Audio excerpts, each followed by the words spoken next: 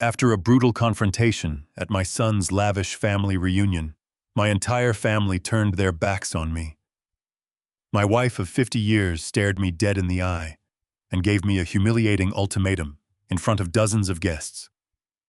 She told me to either apologize for something I did not do or leave, so I left. But instead of going home to sulk and beg for forgiveness, I bought a one-way ticket across the country. By the time they realized I was actually gone, it was too late, and their smug faces turned pale when I took everything back. Let me tell you how a single glass of spilled wine exposed a deadly betrayal, and how I finally reclaimed my life. Before I continue this story, let me know where you are watching from in the comments below. Hit like and subscribe if you have ever had to stand up to a family who underestimated your worth. I am Harold, 78 years old. I spent 40 years of my life building a premier aerospace engineering firm from the ground up, starting in a damp, unheated garage. I poured my blood, sweat, and youth into providing a life of absolute luxury for my family. There were countless nights I stayed awake until dawn, at my drafting table, breathing in the smell of graphite and cheap coffee, missing school plays and family dinners, just to ensure my children would never know the sting of poverty. 3 years ago, I finally handed the chief executive title over to my son Bradley, so my wife Diane and I could travel and enjoy the autumn of our lives. I funded his multi-million-dollar estate in Dallas, Texas.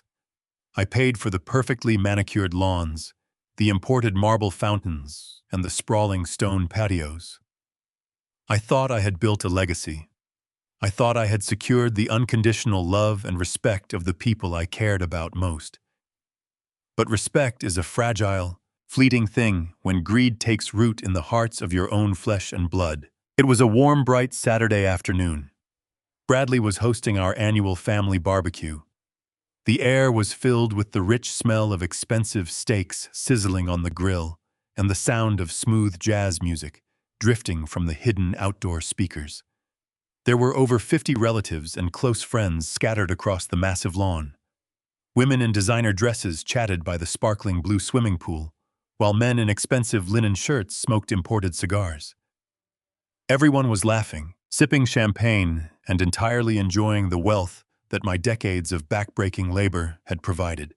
Yet, as I walked among them, I felt completely invisible. I felt like a silent ghost haunting my own life's achievements. Nobody offered me a seat. Nobody asked how my arthritis was doing. I was just the old man in the background, a silent bank that had already paid out its funds and was no longer needed. I walked slowly toward the main patio table, holding a simple glass of iced tea. I moved a bit these days, relying on my wooden cane for balance. Ahead of me, my daughter-in-law Amanda was laughing loudly with a group of her friends. She was holding a large silver tray, carrying 3 tall glasses of dark red wine. She was completely absorbed in her conversation and was not paying attention to where she was going. Suddenly, she took 2 quick, blind steps backward, stepping right into my path. I tried to stop, but my cane slipped on the smooth, polished stone deck. Amanda bumped hard into my shoulder. The heavy silver tray tipped, and the 3 glasses of red wine flew through the air, crashing directly onto the chest of my son-in-law, Greg. Greg was wearing a custom, incredibly expensive silk shirt. The dark red liquid soaked into the delicate fabric, instantly ruining it completely. The sharp, violent sound of shattering glass against the stone made the music seem to stop. Greg spun around, his face flushed with sudden, explosive rage. He did not ask if I was okay. He did not care that Amanda was the one walking backward without looking. He lunged forward and shoved me hard in the chest with both of his hands. The sheer force of the push sent me stumbling backward. My cane clattered wildly out of reach. I lost my footing entirely and fell hard against a set of heavy iron patio chairs. My glasses flew off my face and shattered into pieces on the hard stone floor. A sharp, burning pain shot up my spine, knocking the wind completely out of my lungs. I lay there on the ground, gasping for air, squinting through my blurry vision.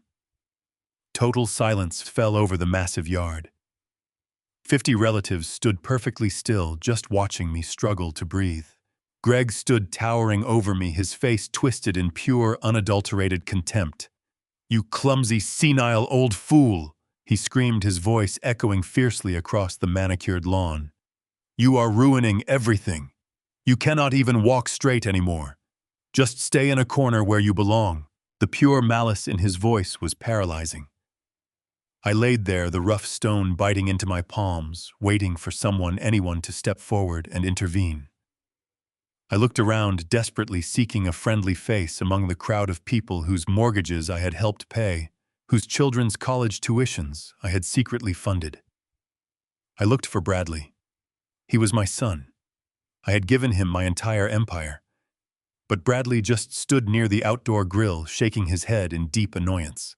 He actually pulled out his smartphone and started recording the scene as if his father's physical humiliation was just a funny video to share with his wealthy friends later. My heart hammered painfully against my ribs. I looked up, desperately searching for my wife. Diane and I had been married for 50 long years. We had built this family together from nothing. Surely the woman who promised to love me in sickness and in health would step forward, help me to my feet, and demand absolute respect for her husband. Diane walked over, her heels clicking sharply against the stone. She stopped right in front of me. She did not reach down to help me up. She did not ask if I was physically hurt. She simply glared down at me with an expression of absolute freezing disgust. Her face, a face I had kissed 1,000 times, was completely unrecognizable to me in that moment. She crossed her arms, sighed heavily, as if I were a misbehaving toddler, and delivered a cold, calculated ultimatum. "You have two options, Harold," she said, her voice dripping with venom. "Apologize to Greg and Amanda right now in front of everyone, or leave. Stop embarrassing this family and ruining our weekend." Her cruel words hit me far harder than the physical fall. Apologize for being violently shoved to the ground, for being bumped into by a careless daughter-in-law. I looked at Diane's cold, dead eyes, and then at Greg's arrogant smirk, and finally at Bradley's phone pointed right at my face. In that single frozen moment, the beautiful illusion of my perfect family shattered completely, just like the glasses on the floor. They did not see me as a loving father or a devoted husband. They saw me as an annoying inconvenience, an expired checkbook, an old piece of furniture that was taking up entirely too much space in the pristine world I had paid to build. A deep, heavy realization settled into my tired bones. The love I thought I had earned through decades of sacrifice was nothing but a transactional facade. I did not argue. I did not shed a single tear, or did I raise my voice to defend myself. An experienced engineer knows exactly when a structure is compromised beyond repair. You do not try to patch a crumbling foundation. You walk away before the roof collapses on your head. I placed my shaking hands on the arms of the heavy iron chair and slowly, painfully pulled myself up to my feet. I ignored the throbbing ache in my lower back and the sharp pain radiating down my leg. I bent down, picked up the broken pieces of my glasses, and slid them safely into my shirt pocket. I retrieved my wooden cane from the damp grass. Without a single word to any of them, I turned my back on 50 silent guests. I walked straight down the long, winding paved driveway, keeping my head held high despite the physical agony. I pulled out my phone, requested a ride, and waited at the heavy iron gates of the estate. They expected me to break. They expected me to crawl back and apologize, just to maintain their superficial peace. They had absolutely no idea what I was about to do next, or that the vast empire they thought they controlled was about to completely crumble beneath their feet. The heavy iron gates closed behind me with a loud metallic clank. I climbed into the back seat of the waiting car and gave the driver a brief nod. He pulled away from the curb and merged onto the long road leading away from the sprawling neighborhood. As we drove toward the Dallas-Fort Worth International Airport, the adrenaline that had fueled my dignified exit began to wear off. The dull ache in my lower back radiated down my legs, a harsh reminder of the violent shove I had just endured. I leaned my head against the cool glass, watching the massive luxury homes blur into a continuous line of wealth. wealth that I had personally provided. My phone started buzzing violently. I pulled it out and looked at the glowing screen. The notifications were piling up from my daughter, Cynthia. She had been standing near the pool, holding a mimosa, watching her father get thrown to the ground, without saying a single word in my defense. Now that I had walked out, she suddenly found her voice. I unlocked the screen and read the messages. She called me a stubborn old fool. She accused me of overreacting and ruining her brother's perfect afternoon. She demanded that I turn the car around, immediately go back to the estate, and make peace with Greg. There was not a single word asking if I was injured. I stared at the glowing words for a long time. 50 years of paying for private schools, grand weddings, and luxury homes, and this was the sum total of my worth to my own daughter. Just an annoyance. I did not type a reply.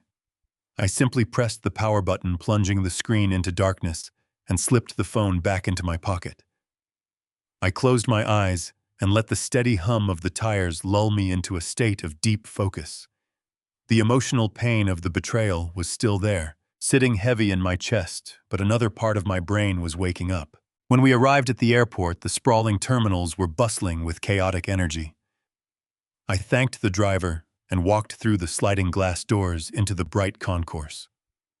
Normally, after visiting Bradley in Dallas, Diane and I would take a short flight back to our shared home in Austin. We had a beautiful property there, a place where I thought we would peacefully live out our final years together. But the thought of returning to that empty house, waiting for Diane to continue her charade of a marriage, made my stomach turn. I needed absolute distance from the toxicity that had infected my family. I walked past the automated kiosks and went straight to the main ticketing counter. The attendant asked where I was heading today. I did not say Austin. I handed her my identification and a high-tier credit card. I told her I needed a one-way ticket on the next flight to Seattle, Washington. I asked for a seat in first class. I wanted comfort, and more importantly, I wanted privacy. She typed quickly, processed the payment, and handed me my boarding pass. A profound sense of liberation washed over me. I was going to a place where I could think clearly. I made my way through the security checkpoint and navigated the busy corridors until I found the secluded first-class lounge. It was quiet inside, filled with the soft murmur of hushed conversations. I found a leather armchair in the far corner overlooking the massive tarmac where giant airplanes were preparing for takeoff. I ordered a hot black coffee and a glass of sparkling water. When the server brought my drinks, I wrapped my bruised hands around the warm ceramic mug. My knuckles were scraped and slightly swollen from bracing my fall against the rough stone patio. I stared at my hands for a long while. These hands had built an empire. 40 years ago, those same hands were perpetually covered in grease and metal shavings. I had started my aerospace engineering firm in a damp, poorly lit garage. I had nothing but a few drafting tools, a brilliant idea for a propulsion valve, and an unrelenting work ethic. I spent decades navigating cutthroat corporate negotiations, securing government contracts, and expanding a single garage operation into a premier aerospace manufacturing company. I sacrificed my youth, my sleep, and my peace of mind to ensure my family would never have to worry about a single financial burden. 3 years ago, I made the decision to step down. I handed the chief executive title over to my son, Bradley. He had gone to the best business schools, and he assured me he was ready. I trusted him completely. I retained a silent, controlling stake in the company through a blind trust, but I gave him the operational kingdom. I stepped back into the shadows so he could shine. I funded his lavish lifestyle, his $1 million estate, and his expensive cars. I did the same for Cynthia, setting up trust funds and buying her husband a lucrative partnership. Sitting in that quiet lounge, watching the planes ascend into the cloudy sky, the sheer magnitude of their disrespect stung like an open wound. How could they treat the architect of their entire existence with such casual cruelty? How could Diane, the woman who had stood by me during the lean garage days, look at me with such profound disgust? The emotional betrayal was agonizing. But I am not just a father or a husband. I am a master engineer. My entire life has been dedicated to analyzing complex systems, identifying structural flaws, and solving intricate problems. As I sipped my coffee, the emotional fog cleared, replaced by cold, calculating logic. Engineers know that sudden catastrophic failures are rarely accidents. A bridge does not just collapse for no reason. People are the same way. The blatant public humiliation I had just endured did not fit the usual pattern of our family dynamics. Bradley and Greg were greedy and arrogant, yes, but they were also incredibly careful around me because they knew I still held the ultimate keys to the financial kingdom. They knew I still possessed the power to cut off their funding at a moment's notice. So why would they risk provoking me so violently in front of 50 witnesses? Why would Diane allow her husband to be treated like trash in front of her high society friends? The math simply did not add up. The variables were all wrong. This was not a spontaneous argument caused by a spilled glass of wine. The excessive cruelty, the theatrical outrage, Diane's immediate and extreme ultimatum. It all felt entirely too coordinated. It felt staged. My analytical brain began to turn the problem over. They wanted me to look frail. They wanted me to look clumsy and confused in front of a large audience. Greg screaming that I was senile was not just an insult, it was deliberate framing. They were establishing a narrative. They were building a case. The realization hit me like a splash of ice water, sobering my mind. I was not just a discarded father. I was a target. Something massive was moving beneath the surface. They thought they had successfully pushed a weak, emotional old man out the door. They did not realize they had just awakened the ruthless, meticulous engineer who built the very ground they walked on. I leaned back in the leather chair, watching the departure screen update with my flight to Seattle. The game had just changed, and I was going to dismantle their entire operation piece by piece. I sat there in the quiet corner of the airport lounge, watching the rain begin to streak against the massive floor-to-ceiling windows. The dull ache in my bruised back was a constant reminder of the physical humiliation I had just endured on the stone patio. But the physical pain was nothing compared to the cold realization settling over my mind. My analytical engineer's brain, trained for decades to detect the smallest structural flaws, was sounding a blaring alarm. The pieces of the puzzle did not fit together. Suddenly, the silence was broken by the sharp ringing of my cell phone. I pulled the device from my pocket and stared at the glowing screen. The caller identification displayed a name that made my stomach tighten.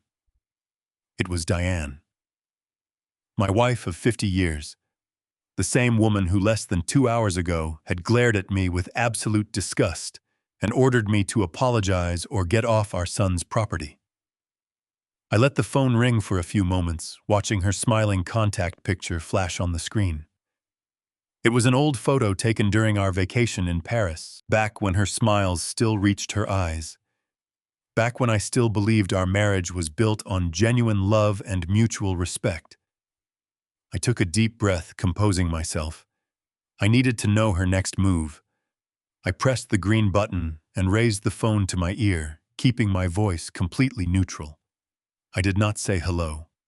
I simply waited for her to speak first. I expected anger. I expected her to scream at me for walking out and causing a scene. I braced myself for another barrage of cruel insults and endless complaints about how I was ruining the family reputation. Instead, what I heard sent a fresh wave of ice-cold dread directly down my spine. "Harold, honey, are you there?" Diane asked. Her tone had completely shifted. It was no longer the harsh, venomous voice that had publicly humiliated me on the patio. It was soft, gentle, and sickeningly sweet. It was the careful, delicate voice she used when she wanted something expensive or when she was trying to manipulate a difficult situation. I remained silent, gripping the phone tighter. "Harold, please listen to me," she continued, her voice trembling slightly, as if she were holding back fake tears. "I am so incredibly sorry about what happened today at the barbecue. I know I sounded cruel, but you have to understand the position I was in. I had to be harsh to keep up appearances in front of the guests. I asked her what appearances she was talking about. She sighed heavily, playing the role of the exhausted, deeply concerned mother to absolute perfection. Greg's investment firm is auditing Bradley's aerospace company. This entire week, she explained, lowering her voice conspiratorially. The financial pressure on both of them is absolutely massive right now. The company numbers have been slipping because of the recent market downturn, and the audit is making everyone incredibly tense. Greg is stressed out of his mind about his career, and Bradley is terrified of failing the corporate review. When you bumped into Amanda and ruined Greg's custom shirt, he just snapped. It was not right, and I am not excusing his terrible behavior, but the stress simply broke him. I had to defuse the situation quickly before it escalated into a physical brawl in front of 50 wealthy clients and relatives. I had to play the bad guy to separate you two and protect the corporate image. You know how important optics are in the business world, Harold. I listened to her weave this elaborate tapestry of excuses without interrupting. It was a masterful performance. If I were a naive, trusting old man, I might have actually believed her. I might have felt a twinge of guilt for causing a distraction during a critical corporate audit. I might have accepted her reasoning for publicly humiliating me to save the company's precious reputation. But I remained perfectly still, letting her empty words wash over me. "Go sleep it off at the hotel tonight," Diane said, her voice dripping with artificial warmth and affection. "Just relax, order some nice room service, and let your back rest. Tomorrow morning I will send a private car to pick you up. Just come back to the house and sign the temporary asset restructuring forms so Bradley can finally pass the audit and satisfy the investors. It is just a minor legal formality to move some liquidity around for a few days to make the balance sheets look better. Once you sign those papers and the audit is clear, everything will return to normal. I promise you, Harold. And to make up for all this terrible drama, I booked us a luxury cruise to the Mediterranean. Just you and me sailing away from all this corporate stress for 3 whole weeks. We deserve a romantic vacation after everything we have built together." Her pitch was flawless. A perfectly calibrated mixture of logical business necessity, emotional manipulation, and the dangling reward of a peaceful retirement vacation. She knew exactly which buttons to push. She knew my entire life was devoted to ensuring the success of the aerospace firm I founded. She assumed I would blindly sign any document necessary to save the company from a failing audit. I cleared my throat, injecting just the right amount of tired compliance into my voice. "I understand, Diane," I replied softly. "I am exhausted from the fall. I will check into the hotel tonight, get some sleep, and I will see you tomorrow morning to review the restructuring documents. I love you." I ended the call before she could reply. I stared at the dark screen of my phone, feeling an intense, freezing clarity wash over my mind. The lie sounded perfectly plausible to an ordinary man, but to me, it was a massive, glaring red flag that signaled imminent danger. I had spent 40 years running that company. I knew the internal financial protocols better than I knew my own heartbeat. A standard investment audit does not require the retired founder to suddenly sign temporary asset restructuring forms on a Sunday morning. Restructuring forms do not temporarily move liquidity. They legally transfer permanent ownership and ultimate voting rights. More importantly, Greg's firm was an external advisory board, not a regulatory body. They had no legal authority to demand sudden asset transfers during a routine evaluation. The entire story was a beautifully constructed fabrication designed to rush me into signing away my life's work without asking questions. I stood up from the comfortable leather chair in the airport lounge and walked slowly toward the enormous glass windows. The boarding announcement for my flight to Seattle echoed through the overhead speakers. I watched the heavy rain wash across the tarmac, feeling a deep, profound shift within my soul. The woman I had loved for half a century was now actively plotting to steal my empire. They thought I was a fragile, gullible target. They were about to learn that the engineer who built the fortress knows exactly how to trigger the demolition. The flight from Dallas to Seattle was smooth, but my deeply tired mind was anything but peaceful. I sat alone in the spacious first-class cabin surrounded by the quiet hum of the powerful jet engines and the soft lighting of the evening flight. The luxurious leather seat offered plenty of room, but absolutely no amount of padding could ease the deep throbbing ache radiating from my lower spine. The physical toll of being violently shoved to the hard stone patio by my own son-in-law was settling deep into my bones. Every single time I shifted my weight, a sharp pain shot directly down my leg, reminding me of the profound humiliation I had just suffered in front of 50 wealthy guests. I reached under the seat in front of me and pulled out my dark travel bag. Inside it was my highly secure, custom-made leather briefcase. This briefcase was not just a piece of luggage. It was a vault. I had carried this exact case for over 20 years, taking it to boardrooms in Tokyo, defense contractor meetings in Washington, and high-stakes negotiations in London. It was constructed from thick, reinforced leather with a titanium core lining and featured a highly complex dual-combination mechanical lock. I gently placed the heavy case onto the tray table in front of me. I entered the first sequence of numbers, felt the familiar heavy click of the metal tumblers, and popped the brass latches open. The rich smell of aged leather and old paper drifted up to greet me. I retrieved my small plastic daily pill organizer. I dry swallowed a couple of pain relievers, leaning back against the headrest for a brief moment, waiting for the medicine to work its way into my system. As I moved to close the briefcase, my eyes caught something unusual in the dim overhead reading light. It was a detail so incredibly subtle that 99% of the world would have missed it entirely. But I was an aerospace engineer. My entire career had been built on noticing microscopic fractures, millimeter deviations in structural integrity, and tiny anomalies that could cause a multi-million-dollar rocket to fail. I pushed my reading light to its brightest setting and leaned in closer. At the very bottom of the briefcase, hidden beneath a false floor of tightly stitched leather, was a secondary compartment.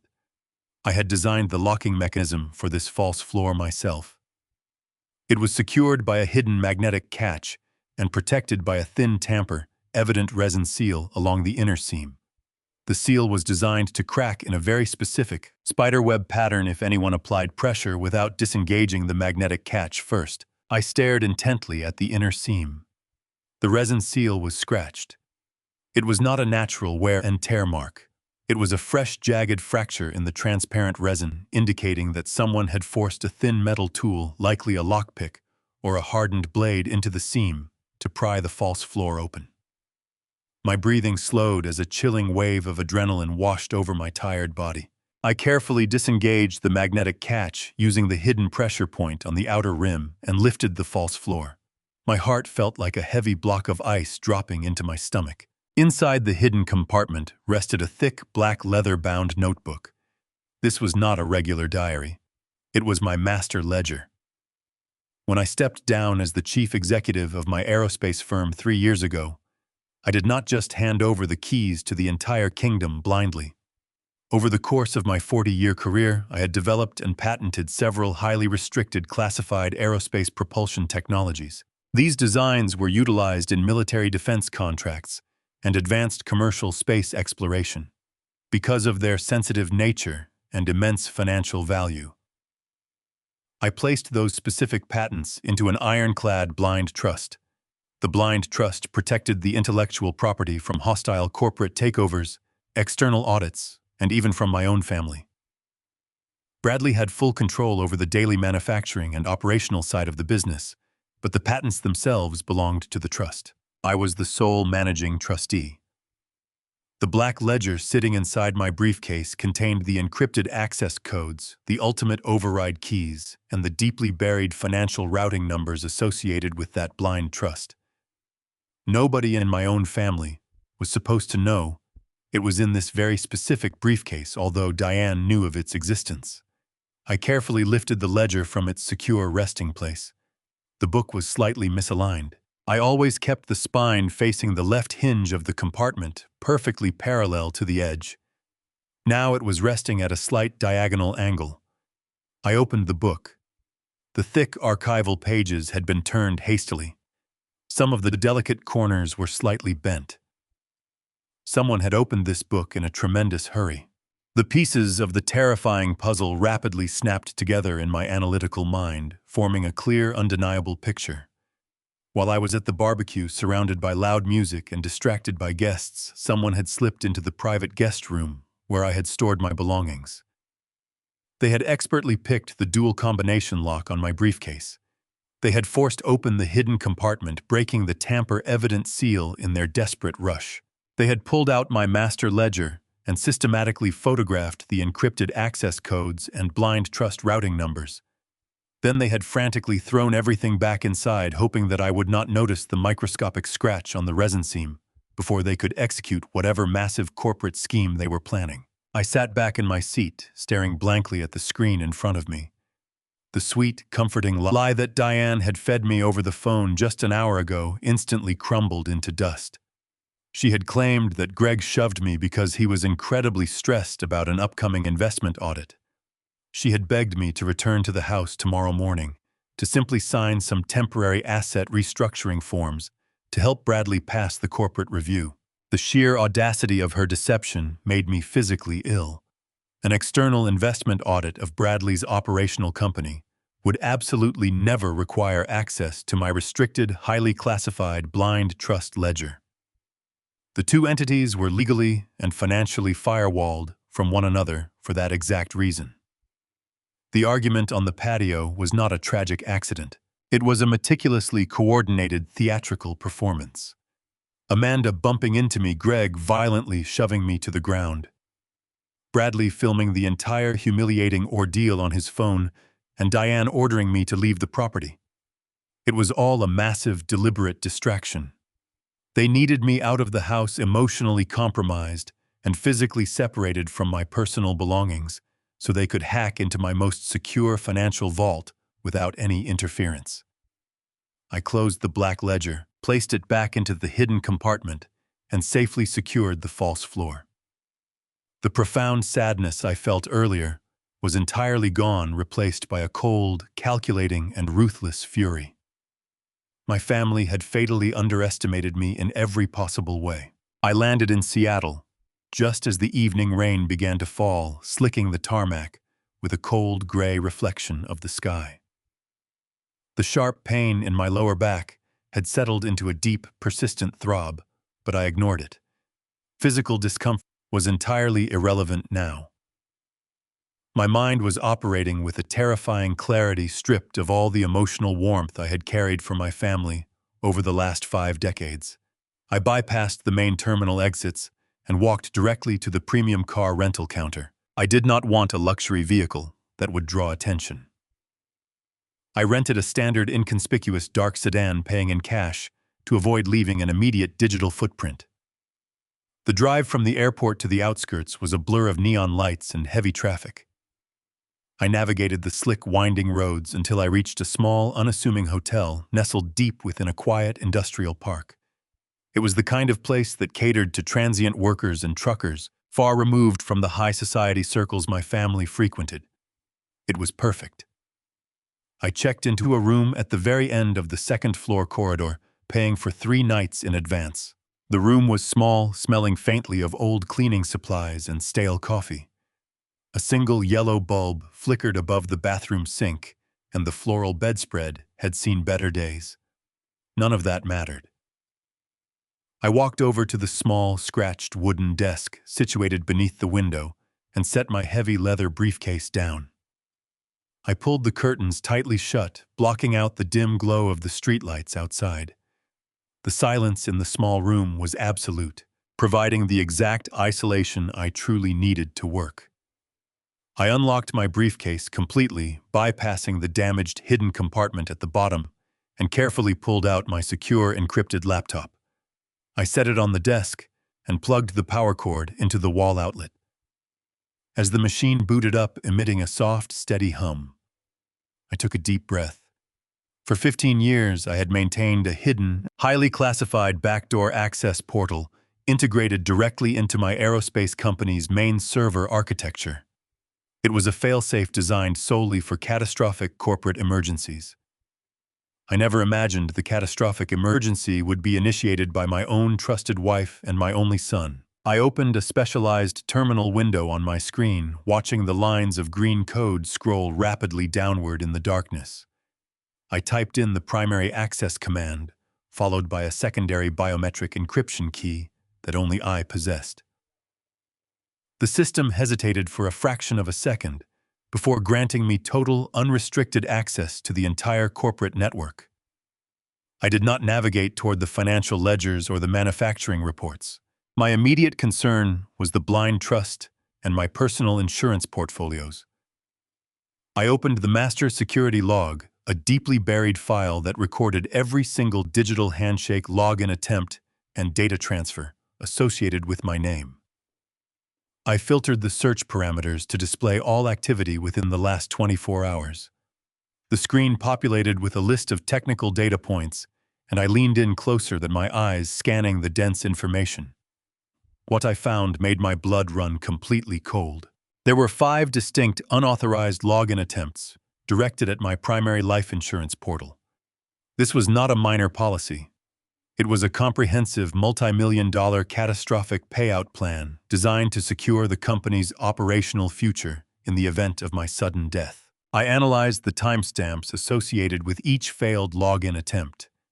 The first breach attempt occurred at exactly 2:15 in the afternoon. I closed my eyes, visualizing the events of the barbecue. 2:15 was the exact moment I was walking across the stone patio with my glass of iced tea. It was the precise moment Amanda had violently bumped into me, spilling the red wine over Greg's expensive shirt. The subsequent 4 login attempts happened in rapid succession over the next 12 minutes. That was the exact window of time when I was lying on the hard ground, gasping for air, while Greg screamed insults at me and Bradley recorded my humiliation. I stared at the glowing numbers on the screen, feeling a profound sense of nausea wash over me. The entire brutal confrontation had been meticulously timed to the exact second. While everyone was distracted by the shouting and the spectacle of my physical fall, someone had slipped away to execute a digital assault on my most sensitive financial assets. They needed my personal phone to intercept the 2-factor authentication codes. But since I had my phone in my pocket, their login attempts had repeatedly failed. I needed to know exactly who was responsible for launching the digital attack. I ran a reverse trace protocol on the source internet protocol address linked to the failed logins. The server processed the request, quickly pinging the location data across the network. A few seconds later, the definitive result flashed across my screen. The unauthorized access attempts did not originate from a random computer in the house, nor did they come from an external hacker. The specific Internet Protocol address traced directly back to a registered mobile device currently connected to the estate's private wireless network. I pulled up the device registry log for the house. The unique identification number matched perfectly. It was Diane's personal cellular phone. My wife had not been simply standing by watching her husband get assaulted. She had orchestrated the entire scenario. While I was writhing in pain on the ground, desperately looking for her to help me, she was standing in the background, staring at her phone, actively attempting to break into my life insurance policy. The cold, sickening reality of her betrayal settled deeply into my chest, extinguishing any remaining shred of affection I held for her. The sheer depth of their depravity was staggering. They were not just humiliating me to push me out of the family circle. They were actively attempting to financially assassinate me. The fabricated audit, the forced confrontation, the fake sympathy on the phone. It was all a coordinated smokescreen designed to systematically strip me of my wealth and my power. Diane had smiled at me, kissed my cheek that morning, and then calmly plotted to ruin me before the sun even set. They thought I was a weak, vulnerable old man who would simply roll over and accept my fate out of a misguided sense of family loyalty. I closed the security log and downloaded the entire file onto a secure, encrypted flash drive. I pulled the drive from the port and held it tightly in my palm. My family had declared war on me, assuming I would not fight back. I stood up from the desk, walked over to the window, and looked out into the rainy Seattle night, watching the headlights of passing cars cut through the heavy darkness below. I felt no fear, only an intense, burning resolve. The time for any lingering emotional sorrow had completely passed. I was now going to dismantle their entire lives, and I was going to do it with the precise, ruthless efficiency of a master engineer. The heavy rain continued to batter the window of my cheap hotel room, but the sound no longer matched the emotional turmoil inside me. The terrible storm in my heart had fully passed. In its place was a cold, impenetrable calm. I turned away from the glass and walked back to the small wooden desk. The glowing screen of my laptop illuminated the dark room, casting long shadows against the wallpaper. I stared at the encrypted flash drive resting in the palm of my hand. It contained the undeniable digital proof of my wife's betrayal. For 50 years, I had built a fortress around my family. Now they were desperately trying to lock me outside of it. I was finally going to show them exactly how an engineer plays to win. I picked up my cell phone from the nightstand. The screen displayed dozens of unread messages from Cynthia Bradley and Greg, all playing their roles in the grand theatrical production of a concerned family. I ignored them all. I opened my message thread with Diane. Her last text urged me to come home and sign away my life's work. I needed to buy myself the one resource they were trying to steal from me. I needed time. I tapped the screen, carefully composing a message that would feed directly into their arrogant assumptions about my mental state. I wrote that I was feeling completely overwhelmed by the public humiliation and the physical toll of the fall. I typed that I was taking an early morning bus to a remote cabin in the Cascade Mountains to be completely off the grid for a week. I added that she should leave the asset restructuring papers on my desk at the Austin house, and I would sign them when I felt ready. I pressed send. The response came less than 2 minutes later. It was a single, simple heart emoji. No desperate phone call begging me to reconsider. No frantic text asking if I was safe traveling alone to the mountains. Just a neat, tidy little digital heart. It was the ultimate confirmation. Diane believed she had successfully neutralized me. She believed I was wandering off into the wilderness to lick my wounds, leaving the door wide open for them to finalize whatever corporate scheme they were building. They thought the trap was perfectly set. They had absolutely no idea they were the ones stepping into mine. I closed the laptop, letting the screen fade to black, and carefully placed it back into my secure leather briefcase. I bypassed the damaged hidden compartment, ensuring the master ledger was safe, and locked the brass latches. I gathered my few belongings and walked out of the dim hotel room. I did not check out at the front desk. I simply left the keycard on the cheap dresser and walked straight down the quiet, empty hallway to the back exit. I climbed into my rented dark sedan and started the engine. The digital clock on the dashboard read 4 in the morning. The streets of Seattle were mostly deserted, save for a few delivery trucks and street sweepers braving the relentless rain. I merged onto the highway, heading toward the commercial district of Bellevue. I drove with mechanical precision, my mind already outlining the structural framework of my counterattack. I needed someone I could trust implicitly. I needed someone whose loyalty could not be bought or manipulated by Diane's social maneuvering. I needed Jonathan Wright. Jonathan was a former military intelligence officer who served multiple tours overseas before transitioning to the private sector. 15 years ago, I hired him as the chief of security for my aerospace firm. He was a man of absolute discipline, possessing a terrifyingly sharp mind and an unwavering moral compass. We spent countless hours securing classified government contracts and protecting sensitive intellectual property. When I stepped down as chief executive 3 years ago, Jonathan resigned shortly after. He told me he worked for the man who built the company, not the boy who inherited it. He had since opened his own elite private security firm. I pulled into the underground parking garage of a sleek high-rise building in downtown Bellevue. Jonathan's firm occupied the entire top floor. Despite the early hour, I knew he would be there. The man barely slept, operating on a schedule dictated by international security threats.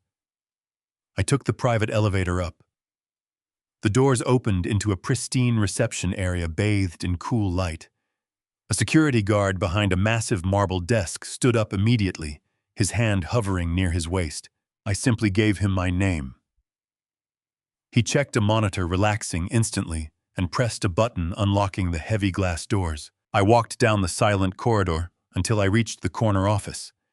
The door was slightly ajar. I pushed it open. Jonathan was standing by a massive digital map of the world, a cup of black coffee in his hand.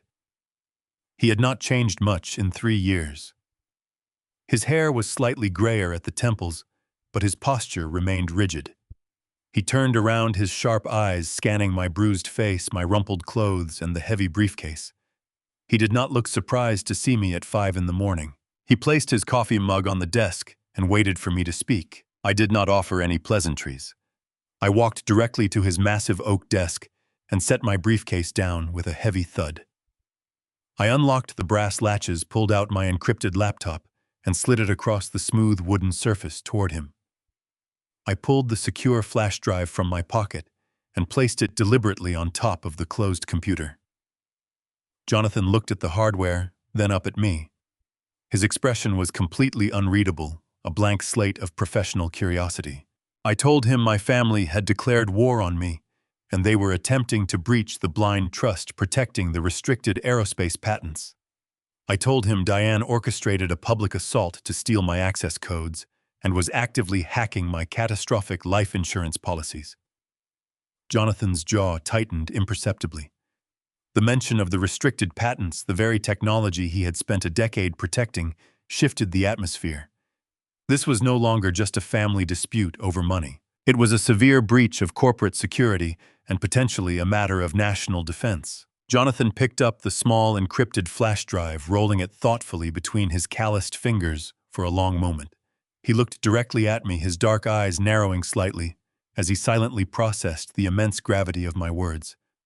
He did not ask if I was sure. He knew I would never come to him unless the structural integrity of my life was entirely compromised. He simply nodded, plugged the laptop into an external power source, and carefully inserted the drive. He looked up at me again, his voice a low, steady rumble in the quiet office. He asked me what the final objective was. I looked at the man who had guarded my empire for years. I told him the objective was total and absolute demolition. Now we go to war. Jonathan did not blink. He simply nodded, his military discipline taking over instantly. He turned away from the massive digital map on his wall and walked toward a heavily fortified server rack in the corner of his office. He began flipping a series of thick mechanical switches, bringing his primary tactical network online. The room hummed with the sudden surge of immense electrical power. I sat down at his expansive oak desk, my hands moving with a practiced, steady speed over the keyboard of my laptop. We connected my encrypted drive directly into his secure mainframe, creating an isolated digital environment that could never be traced back to this physical location. We needed to act quickly and silently. I told Jonathan that my son lived in a highly secure, multi-million-dollar estate in Dallas, equipped with the latest smart home technology on the market. Bradley always bragged to his wealthy friends about his impenetrable security systems, foolishly assuming that money alone could buy absolute privacy. He was completely wrong. 5 years ago, when Bradley first purchased that sprawling property, the massive house was completely gutted for extensive luxury renovations. I wanted to give him a deeply meaningful housewarming gift. Instead of simply writing a generic check, I personally designed and installed the entire audiovisual and automation framework for the estate. I spent weeks crawling through the dusty attic spaces and maneuvering behind the fresh drywall, running miles of intricate fiber optic cables and placing discrete environmental sensors in every single room. I integrated the climate control, the automated lighting, the security cameras, and the entertainment systems into one seamless, centralized digital hub. Because I was the primary architect of the system, I wrote the foundational code for the operating software myself. As a standard engineering practice, I left a hidden diagnostic backdoor buried deep within the complex source code. It was absolutely never intended for domestic espionage. It was simply a maintenance portal, a convenient way for me to remotely reboot the system or run necessary firmware updates without having to drive across the state whenever Bradley inevitably forgot his master password. Now that innocent maintenance portal was going to be the precise weapon I used to infiltrate his impenetrable fortress. I began typing a complex sequence of alphanumeric commands into my terminal window. Jonathan stood right over my shoulder, watching the lines of green code cascade rapidly down the dark screen. He actively routed my connection through a series of heavily encrypted proxy servers located in various countries, ensuring that our digital footprint would bounce endlessly around the globe before ever reaching Dallas. I entered the precise physical coordinates of the estate and targeted the main communication node. The commercial security firewall Bradley paid thousands of dollars to maintain flashed on the screen, presenting a digital wall of encrypted defense. I did not try to forcefully break through it. Instead, I used my backdoor code to simply walk entirely around it. I inputted the master override command I had written half a decade ago. The system paused for a tense, agonizing moment as it processed the hidden credentials. Then the screen flickered brightly and a sprawling, intricate map of my son's house appeared before us. The digital blueprint showed every single active sensor, every camera, and every microphone wired into the massive estate. I had complete undetected control over his entire environment from 1,000 miles away. I knew exactly where they would be. Whenever Bradley hosted a major family event or finalized a lucrative business deal, he always retreated to his private study on the first floor. He considered it his absolute sanctuary, a place where he could speak freely without consequence. It was a soundproof room featuring heavy mahogany doors, expensive leather furniture, and a fully stocked wet bar. I isolated the specific environmental controls for that particular room on my screen. I carefully highlighted the ambient microphones integrated directly into the automated surround sound speakers, hidden flush against the ceiling. With a final decisive keystroke, I unmuted the audio feed and slowly amplified the gain to capture the ambient noise. I hit the enter key. For a brief second, there was only the faint hissing sound of digital static filtering through the high-quality speakers in Jonathan's office. Then, the sharp sound of heavy crystal glasses clinking joyfully against a solid wooden table echoed clearly into the room. A voice cut through the momentary silence, sharp and unmistakably clear. It was my son, Bradley. He was laughing loudly. The laughter was not the warm, familiar sound I remembered from his childhood. It was a cold, arrogant sound dripping with a sickening sense of profound entitlement. Jonathan silently crossed his arms tightly across his chest, his posture rigid as we listened to the live audio feed broadcasting directly from my son's supposedly secure sanctuary. We could hear the distinct sound of a champagne bottle popping open, followed by the gentle fizz of the expensive liquid being poured into multiple fluted glasses. Bradley was not alone in the room. I recognized the heavy, confident footsteps pacing across the hardwood floor. It was Greg, my son-in-law, the man who had violently shoved me to the ground just hours prior. His voice rumbled through the speakers loud and boastful as he offered a toast to the massive success of their flawless afternoon performance. He complimented Amanda on her perfect timing with the wine tray, laughing about how easily I had lost my balance on the stone patio. Then I heard the delicate rustle of silk fabric and the precise click of expensive heels walking toward the center of the room. It was Diane. My wife of 50 years spoke, and her voice sent a freezing chill directly into my marrow. She sounded completely relaxed, utterly devoid of the panicked, overly sweet tone she had used on the phone with me earlier.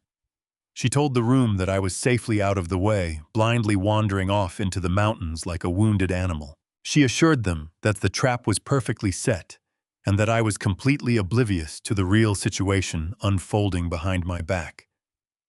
I listened to the people I had loved and provided for my entire life openly mock my perceived weakness. They celebrated my physical pain and laughed at my forced departure from the family gathering. The pacing of their conversation was incredibly tight, moving rapidly from cruel jokes about my age to serious, hushed discussions about vast sums of money. They were no longer speaking like a normal family, enjoying a quiet weekend barbecue. They were speaking like corporate conspirators finalizing a hostile takeover. I leaned closer to the computer speakers, my hands resting flat against the cool surface of Jonathan's desk, analyzing every single word they spoke. They were so incredibly confident in their deception, utterly convinced that their fortress was secure and their secrets were safe within those soundproof walls. They simply did not know that the invisible ghost of the old man they had discarded was already inside the machine, quietly listening to every single breath they took. The horrifying real truth was finally coming to the surface. The crystal-clear audio feed from my son's private study painted a picture of absolute financial devastation and moral bankruptcy. Jonathan and I sat in total silence as the conversation in Dallas unfolded, each word striking like a physical blow. Bradley poured champagne, the distinct clinking of glass serving as a morbid soundtrack to the destruction of my legacy. He let out a long, exhausted sigh, followed by a dark, humorless chuckle. He told the room that if external market regulators saw the real balance sheets for the aerospace firm, he would be facing federal prison time before the end of the month. My heart seized. For 3 years I had trusted him with the keys to the operational kingdom. I had praised his business acumen and boasted to my peers about his modern vision for the company. Now, listening to his own arrogant confession, the constructed facade crumbled completely. Bradley openly admitted to the room that the manufacturing division was completely insolvent. He had not simply mismanaged corporate funds due to minor market fluctuations. He systematically bled the company dry through catastrophic high-risk cryptocurrency investments and massive undocumented gambling debts accrued during his trips to offshore casinos. To cover his personal losses, he had been illegally siphoning capital from the employee pension funds and diverting our operational budgets directly into hidden shell accounts. The company I had built with 40 years of blood and sweat, the company that employed hundreds of hard-working families, was functionally bankrupt. There was no legitimate investment audit happening this week. The story Diane fed me over the phone was a desperately fabricated smokescreen. Greg's boutique financial firm was not auditing the company. Greg was actively helping Bradley hide the deficit from the federal authorities. I glanced over at Jonathan. His jaw was clenched so tightly that a prominent muscle ticked aggressively along his cheek. He had dedicated a decade of his life to securing that company, and hearing it reduced to a playground for a spoiled heir was deeply infuriating. But the financial ruin was only the beginning of their treachery. Greg's voice cut through the ambient background noise of the study, sharp and dripping with dangerous ambition. He told Bradley to stop worrying about the operational deficit. He insisted that the manufacturing plant was just useless brick and mortar anyway. The real prize, Greg explained confidently, the only thing of actual astronomical value remaining in the entire corporate portfolio, was the restricted intellectual property. My patents. A cold, heavy dread began to pool in my stomach. The propulsion valve technology and the advanced atmospheric shielding designs I had patented decades ago were strictly classified. They were deeply integrated into active military defense contracts and highly sensitive national satellite programs. They were legally bound by severe federal restrictions meant to ensure the technology never fell into the hands of hostile foreign entities. Greg and Bradley were not just trying to steal my money. They were actively negotiating an illegal backdoor sale of those exact restricted defense patents to a shadowy foreign technology syndicate. Greg proudly announced to the room that the foreign buyers were fully prepared to wire $150 million into a series of untraceable decentralized accounts the moment the intellectual property transfer was legally verified. $150 million. It was an amount of large that it had completely erased their moral compasses and any remaining loyalty to their own country. Amanda's voice chimed in, sounding slightly nervous, but incredibly greedy. She asked Greg if the foreign buyers were genuinely willing to ignore the strict federal defense restrictions attached to the original patent filings. Greg laughed dismissively, a sound that made my blood begin to boil. He arrogantly explained that the foreign syndicate had already established a complex network of seemingly legitimate domestic shell corporations. Through these domestic fronts, they would legally absorb the valuable patents under the completely innocent guise of an American corporate merger. Once the restricted technology was securely absorbed, the critical data would simply vanish across international borders, entirely bypassing all federal oversight and national security protocols. It was corporate treason of the absolute highest order. They were actively conspiring to sell military-grade aerospace secrets to foreign nationals just to cover Bradley's pathetic gambling debts and fund their insatiable desire for endless luxury. However, there was a massive, impenetrable wall standing directly in their destructive path. The blind trust. Bradley slammed his fist onto his heavy mahogany desk, the sudden violent sound echoing loudly through Jonathan's premium office speakers. Bradley cursed my name with a level of intense hatred I never knew he possessed. He angrily reminded Greg that despite their brilliant, highly illegal business plan, they could not actually execute the final technological transfer. When I voluntarily stepped down 3 years ago, I had intentionally firewalled the classified patents away from the operational executive board.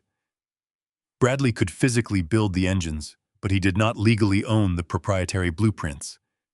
The blind trust held the ultimate exclusive voting rights absolutely required to authorize any sale or transfer of the intellectual property.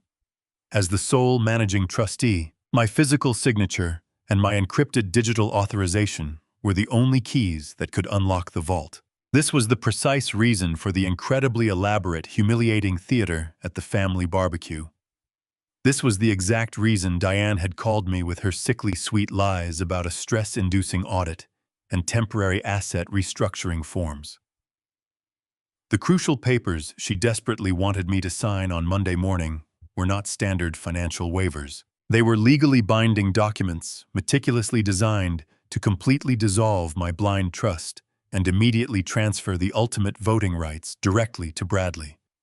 They absolutely needed my authorization to sell the patents, and they fully knew I would never, under any circumstances whatsoever, allow my advanced defense technology to be illegally sold to a foreign syndicate. They had to forcefully trick me into willingly signing away the master keys before I ever realized the primary company was already completely bankrupt. I sat rigidly in the leather chair, my breathing shallow and tightly controlled. The staggering depth of their malicious, calculated conspiracy was almost impossible to fully process. My own flesh and blood was willing to commit federal treason just to save himself. My son-in-law was gleefully orchestrating the illegal international sale. My daughter-in-law was actively cheering them on. And my wife, the woman I had deeply cherished for 50 years, was the primary architect of my systematic removal. The shock was entirely gone now, completely replaced by an overwhelming, absolute clarity. I looked at the encrypted flash drive resting on the desk. They thought they were brilliant. They thought they had backed a naive, fragile old man into a corner. But they had failed to account for the fact that I was the one who designed the board they were playing on.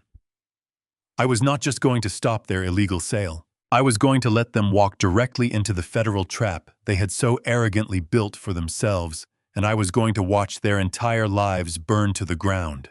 The audio feed crackled slightly as someone moved closer to the hidden microphone in the ceiling of the study. I leaned forward, resting my weight against Jonathan's heavy oak desk. The initial shock of their financial treason had hardened into a solid block of ice within my chest. I thought I had heard the absolute worst of their deception. I thought the illegal sale of my aerospace patents was the deepest layer of their betrayal. But as Diane's voice drifted through the high-fidelity speakers, I realized the true horror had not even begun. She let out a soft, melodic laugh. It was a sound I had cherished for 50 years, a sound that used to bring me immense comfort during the long, stressful nights of building my company. Now that exact same, deeply familiar laugh sounded like the scraping of a shovel against a tombstone. Diane clinked her champagne glass against Greg's. She told the room that they did not need to worry about my stubbornness. She spoke with an airy, chilling confidence. "The heavy metals are working perfectly," she said, her voice dripping with malicious satisfaction. "Did you see how badly his hands were shaking today when he dropped his cane? He could barely pull himself up off the stone patio." I felt the air leave my lungs. Jonathan went completely rigid beside me, his military training instantly identifying the lethal nature of her words. Diane continued bragging to her captive audience, explaining her meticulous, terrifying methodology. She detailed how for the past 6 months, she had been waking up early every single morning to brew my special dark roast coffee. She had always insisted on bringing me my first cup in bed, framing it as a sweet gesture of enduring marital affection.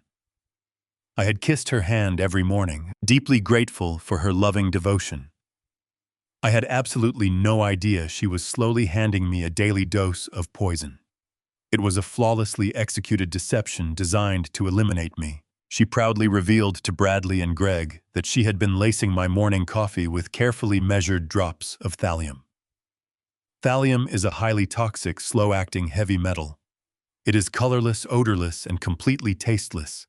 In a steady, microdosed accumulation, it systematically destroys the central nervous system. It intentionally mimics the early degenerative symptoms of severe Parkinson's disease and aggressive dementia. My mind flashed back over the past half-year. I remembered the sudden, unexplained fatigue. I remembered the days my fingers would tremble so badly I could barely hold my drafting pen. I remembered the terrifying moments of brain fog, the times I would forget a familiar name or lose my balance walking down our own hallway. I had secretly visited a specialist, terrified that my brilliant mind was failing me in my old age. Diane had held my hand in the waiting room, wiping away fake tears as the doctor suggested we monitor my cognitive decline. She was the one causing the decline. She was slowly, methodically murdering her husband of 50 years just to steal a patent portfolio. The horrifying realization of the afternoon barbecue finally snapped into razor-sharp focus.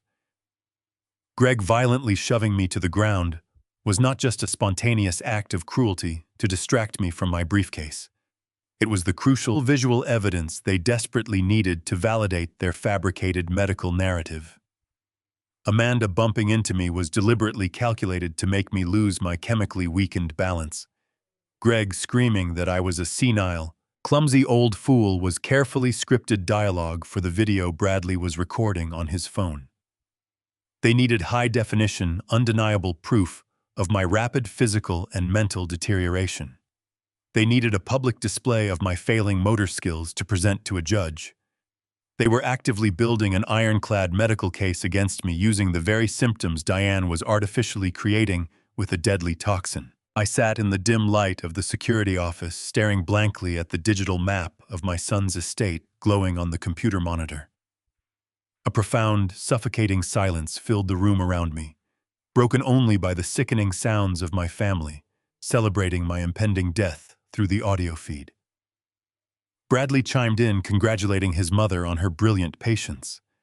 He joked that my liver would probably give out before my brain completely deteriorated, and they all laughed together. A group of wealthy, privileged monsters, clinking expensive crystal over the systematic poisoning of their patriarch. The woman I had sworn to protect, the son I had sacrificed my entire youth to provide for. They were actively discussing my physical demise with the casual indifference of discussing the weather. My hands. The same hands Diane had noted were shaking earlier that day were now resting flat and perfectly still on the wooden desk. The thallium had weakened my muscles, but the pure, unadulterated surge of adrenaline burning through my veins temporarily overrode the neurological damage. I felt an intense, blinding wave of righteous anger. I had loved them with every ounce of my being.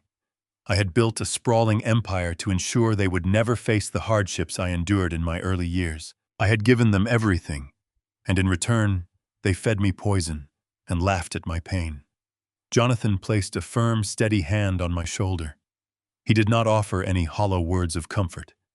He knew exactly what kind of abyss I was currently staring into. He simply looked at me, his dark eyes reflecting the harsh glow of the monitor, and waited for my command. I took a slow, deep breath, assessing the lingering damage in my own body. The subtle numbness the slight tremor in my left wrist, the occasional sharp headache. I had attributed all of these ailments to the natural, unavoidable progression of growing older. At 78 years old, a man expects his body to slowly betray him. He expects his joints to ache and his memory to occasionally falter. He does not expect his beloved wife to be the architect of his physical ruin. Diane had researched the poison meticulously.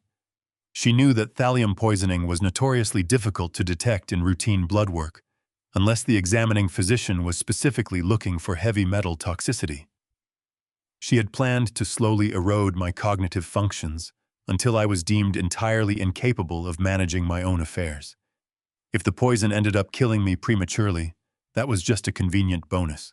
As long as they secured my signature on the blind trust dissolution forms, before my heart stopped, my actual survival was completely irrelevant to them. I slowly exhaled, letting the cold, chilling reality of their actions harden into an unbreakable armor around my deeply tired soul. The betrayal was so absolute that it completely severed any lingering emotional attachment I had left for the people I once called my family. They were nothing but heartless criminals now. We had finally gathered more than enough actionable intelligence to expose their massive corporate fraud. Now I simply needed to acquire absolute, irrefutable medical documentation to successfully lock them all inside a dark federal prison forever. The audio feed continued to broadcast the vile celebration taking place in my son's study. I focused completely on the voices filtering through the speakers. Amanda, my daughter-in-law, giggled and began to lay out the final terrifying phase of their timeline. She spoke with the casual efficiency of someone planning a weekend getaway, rather than the permanent imprisonment of a family member. She reminded the room that the corrupt psychiatrist they had heavily bribed would be arriving at the Dallas estate on Friday morning at exactly 9.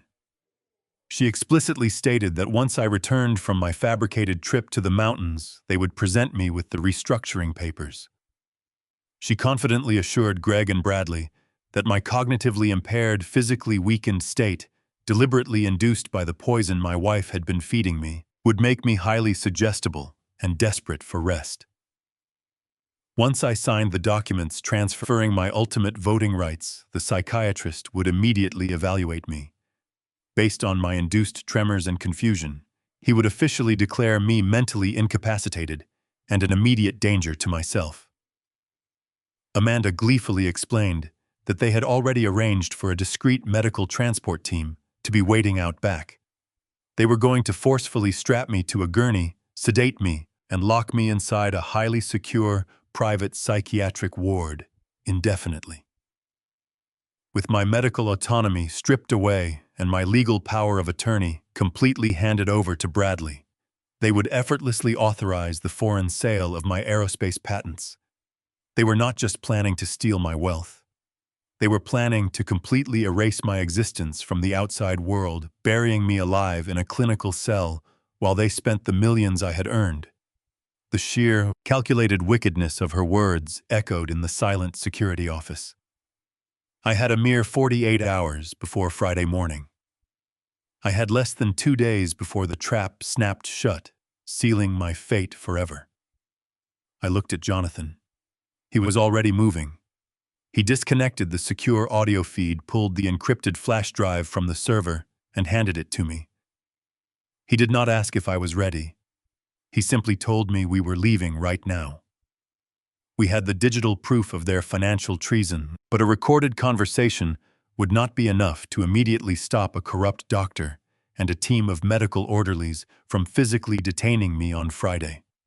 We needed irrefutable scientific evidence of the poisoning to upgrade their crimes from corporate fraud to attempted homicide. Jonathan grabbed his dark coat and escorted me out of the office. We descended in the private elevator in total silence. The early morning rain was still falling heavily over Seattle, matching the cold, relentless rhythm of my racing heart. Jonathan guided me to a sleek black utility vehicle parked in the underground garage. I climbed into the passenger seat, my muscles aching deeply with every single movement. The thallium in my system was actively ravaging my nerve endings, making my hands shake and my vision occasionally blur. I focused entirely on maintaining my breathing as Jonathan navigated the wet, empty streets with practiced, high-speed precision. He made a quick encrypted phone call to a private toxicologist he deeply trusted from his military intelligence days. He spoke in clipped, urgent codes emphasizing the need for absolute discretion and immediate rapid chemical analysis. We arrived at a secluded private medical clinic tucked away in a quiet, affluent neighborhood on the outskirts of the city. The facility did not look like a standard hospital. It was unmarked and highly secure, catering to individuals who required absolute anonymity. A tall man with graying hair and a serious, unreadable expression was waiting for us at the secure back entrance. Jonathan introduced him simply as Dr. Aris. The doctor did not ask unnecessary questions about my identity or how I had sustained the bruises on my face. He guided us down a pristine, brightly lit hallway into a state-of-the-art examination room. He asked me to sit on the padded medical chair and roll up my sleeve.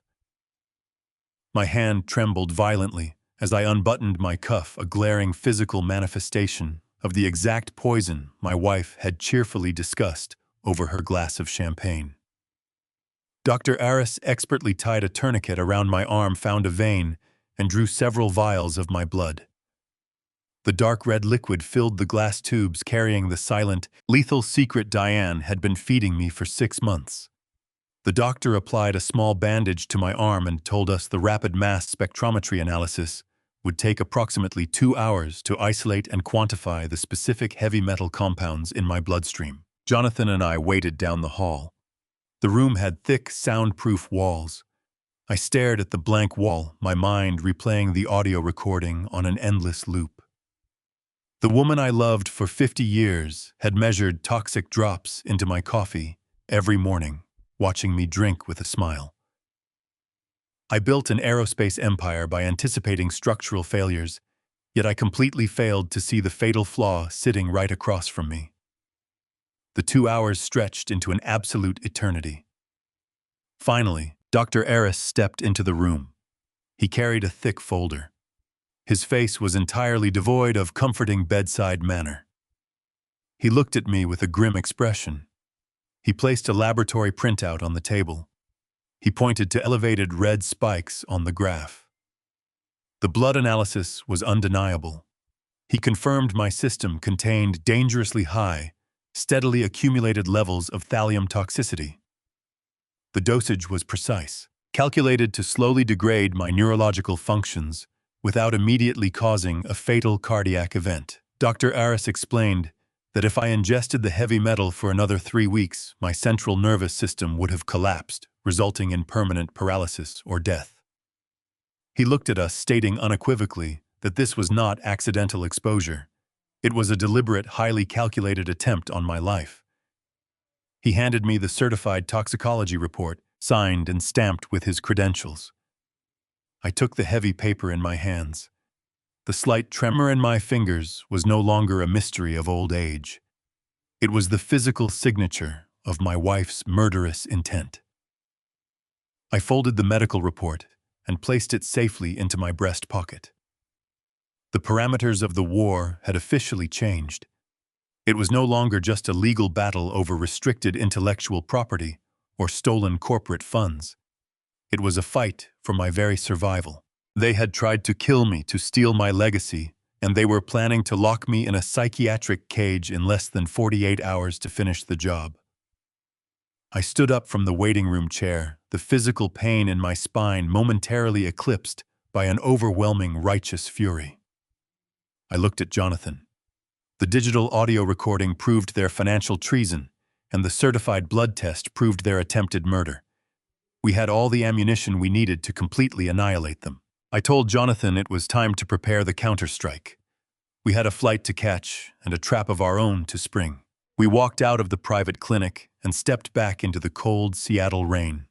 The certified toxicology report rested heavily in my breast pocket, a silent, undeniable testament to the lethal betrayal I had just uncovered. I checked the digital clock on his dashboard. It was exactly 9 in the morning on Wednesday. The corrupt psychiatrist and the foreign buyers were scheduled to arrive at my son's estate in Dallas at 9 on Friday morning.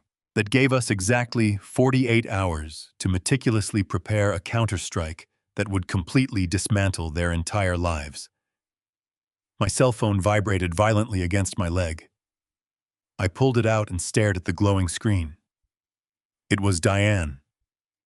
She was likely calling to play the role of the worried, loving wife, checking to see if I had safely arrived at my imaginary mountain cabin. I stared at her smiling photograph, feeling absolutely nothing. The deep, agonizing heartbreak I had experienced earlier was entirely gone, replaced by a cold, calculating emptiness. I silenced the ringer and placed the phone face down on the center console. I refused to confront them over a phone call. I would not give them a single microscopic hint that their carefully constructed narrative was crumbling. They needed to feel completely safe and victorious right up until the exact moment the floor collapsed beneath their feet. Jonathan navigated the slick morning traffic and drove us directly to a highly secure federal building located in the heart of downtown Seattle. During the drive, he had made a series of encrypted phone calls to his former colleagues in the intelligence sector. Because the situation involved the imminent illegal transfer of highly classified military-grade aerospace propulsion technology to a foreign syndicate, it had instantly escalated far beyond the jurisdiction of local law enforcement. We were ushered through a heavily guarded underground entrance and escorted into a windowless, soundproof briefing room. 3 senior agents from the Federal Bureau of Investigation Counterintelligence Division were already waiting for us at the stainless steel table. They wore dark suits and carried an air of absolute uncompromising authority. I sat down and placed my encrypted flash drive on the table. Jonathan connected it to a secure terminal, and we played the audio recording captured from my son's private study. The federal agents listened in total grim silence as Greg and Bradley gleefully discussed bypassing national security protocols to sell my restricted patents for $150 million. The lead agent, a sharp-eyed man named Miller, paused the recording and looked directly at me. The gravity of the situation was immense. The technology they were attempting to sell was critical to active defense contracts. If those blueprints crossed international borders, it would be a catastrophic breach of national security. Agent Miller cross-referenced the specific names and corporate shell entities Greg had foolishly mentioned on the recording. The federal database immediately flagged the foreign buyers as known operatives acting on behalf of a hostile technology syndicate. The Bureau had been tracking their financial movements for months, but they had never been able to catch them actively attempting to acquire restricted military assets on American soil. This was an unprecedented opportunity, because the foreign buyers were physically arriving at my son's Dallas estate on Friday morning to finalize the transaction. Agent Miller proposed a synchronized high-stakes sting operation. The Federal Bureau of Investigation would quietly surround the massive property before dawn. They would place undercover tactical units in the surrounding woods and monitor the perimeter using aerial surveillance. However, they could not simply breach the doors and arrest everyone on conspiracy charges alone. They needed the suspects to gather in the same room, present the illicit transfer documents, and definitively prove their intent to sell the classified patents. They needed a trigger. I looked at the federal agents and told them I would be the trigger. I would walk right through the front doors of that estate, face the people who had poisoned me, and let them present the illegal paperwork. The moment they attempted to force my signature, the trap would spring. Agent Miller agreed, promising absolute overwhelming tactical support. But I was an engineer. and I absolutely refused to leave any structural vulnerability in my plan. Even with the federal authorities preparing to raid the house, there was a microscopic chance things could go wrong. What if the corrupt psychiatrist arrived early and successfully injected me with a heavy sedative before the agents breached the room?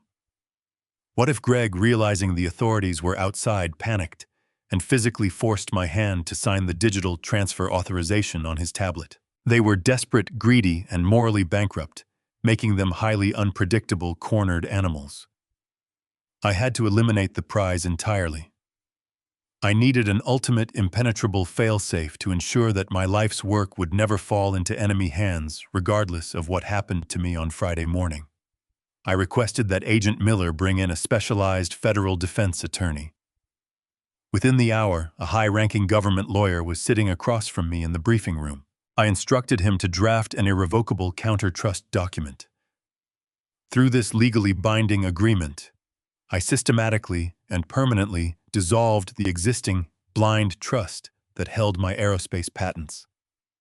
I voluntarily transferred the direct, undisputed ownership of every single classified propulsion design and atmospheric shielding blueprint straight to the United States Department of Defense. The government lawyer typed furiously, drafting the ironclad legal transfer with absolute precision. By signing this document, I was effectively destroying the exact asset my family was desperately trying to steal.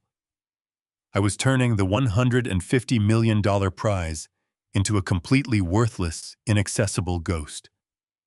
The patents would be permanently locked inside the Pentagon's most secure digital vaults, legally rendering any future signatures, transfers, or sales attempted by Bradley completely void and highly illegal.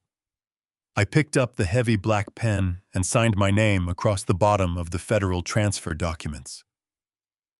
My hand still trembled slightly from the heavy metal toxicity coursing through my veins, but my signature was bold and definitive.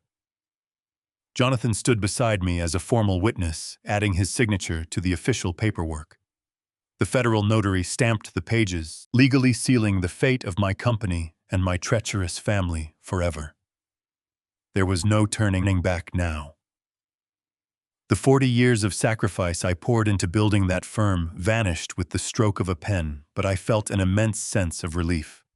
The trap was now perfect. The bait they were waiting for had been completely neutralized. They were going to walk into that dining room on Friday morning, expecting to become unimaginably wealthy.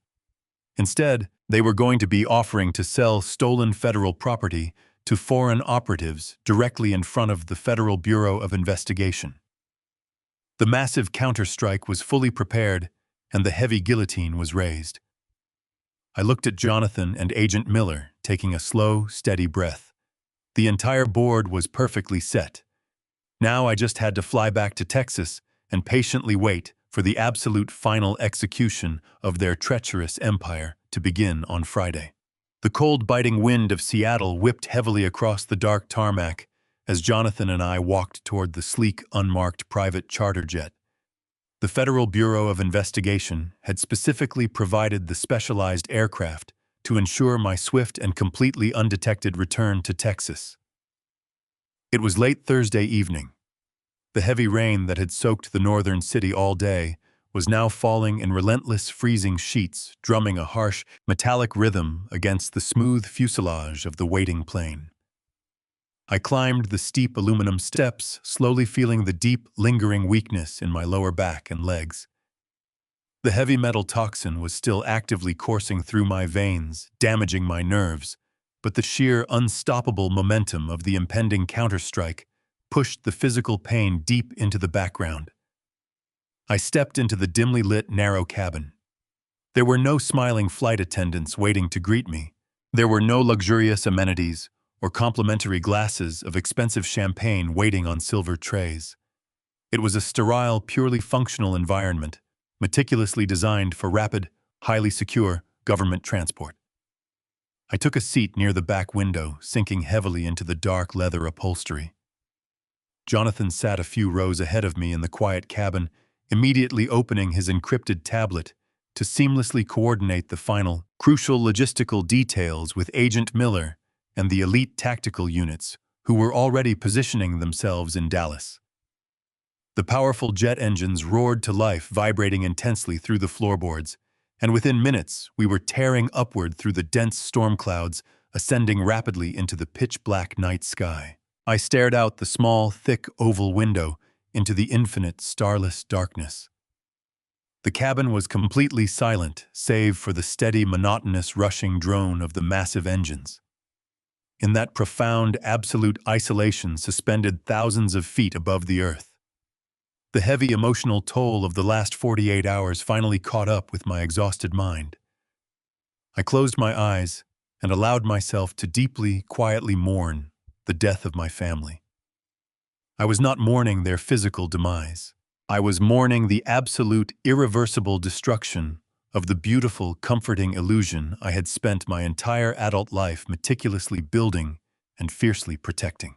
My weary mind drifted back to the very beginning, to the damp, unheated, cramped garage where my aerospace empire first took root. I clearly remembered Diane sitting on an overturned plastic bucket wrapped tightly in a thick, worn wool blanket, drinking cheap instant coffee while she watched me draft my early propulsion designs under a flickering light bulb. She used to look at me with such genuine pride and unwavering absolute belief. We had absolutely nothing back then, but we had each other. We built our lives brick by heavy brick, patent by patent, completely united by a shared, unshakable vision of a secure, prosperous future. I had spent 50 long years loving that woman with every single fiber of my being. I had given her my absolute trust, my undivided devotion, and my entire accumulated fortune. And she had callously traded half a century of sacred marriage for a hidden bottle of undetectable poison and a fraudulent psychiatric evaluation. The sheer horrifying reality of her betrayal washed over me again, cold, sharp, and entirely unforgiving. She did not just fall out of love with me as the years went by. She did not simply want a quiet, amicable divorce or a highly generous financial settlement to live out her days in luxury. She actively, deliberately, and maliciously chose to murder me slowly. She meticulously measured out toxic drops of thallium into my morning coffee, smiled sweetly at me as I drank it, and watched my central nervous system slowly degrade day after day. She collaborated directly with my own son, the boy I had lovingly raised, and willingly handed a corporate kingdom to illegally sell my classified defense technology to hostile foreign operatives. I thought about Greg and Amanda eagerly cheering on my systematic destruction, just to fund their shallow, materialistic lifestyles. They had completely stripped away my humanity, reducing me to a fragile, inconvenient, disposable obstacle standing between their greed and $150 million. I opened my eyes and looked down at my bruised hands resting quietly in my lap. The slight, uncontrollable tremor was still there, a permanent physical reminder of their boundless, sickening greed. But as I stared at my shaking fingers, the profound sorrow that had gripped my tired heart began to evaporate entirely. The deep, agonizing grief was systematically replaced by something entirely different. It was replaced by a cold, hardened, absolute resolve.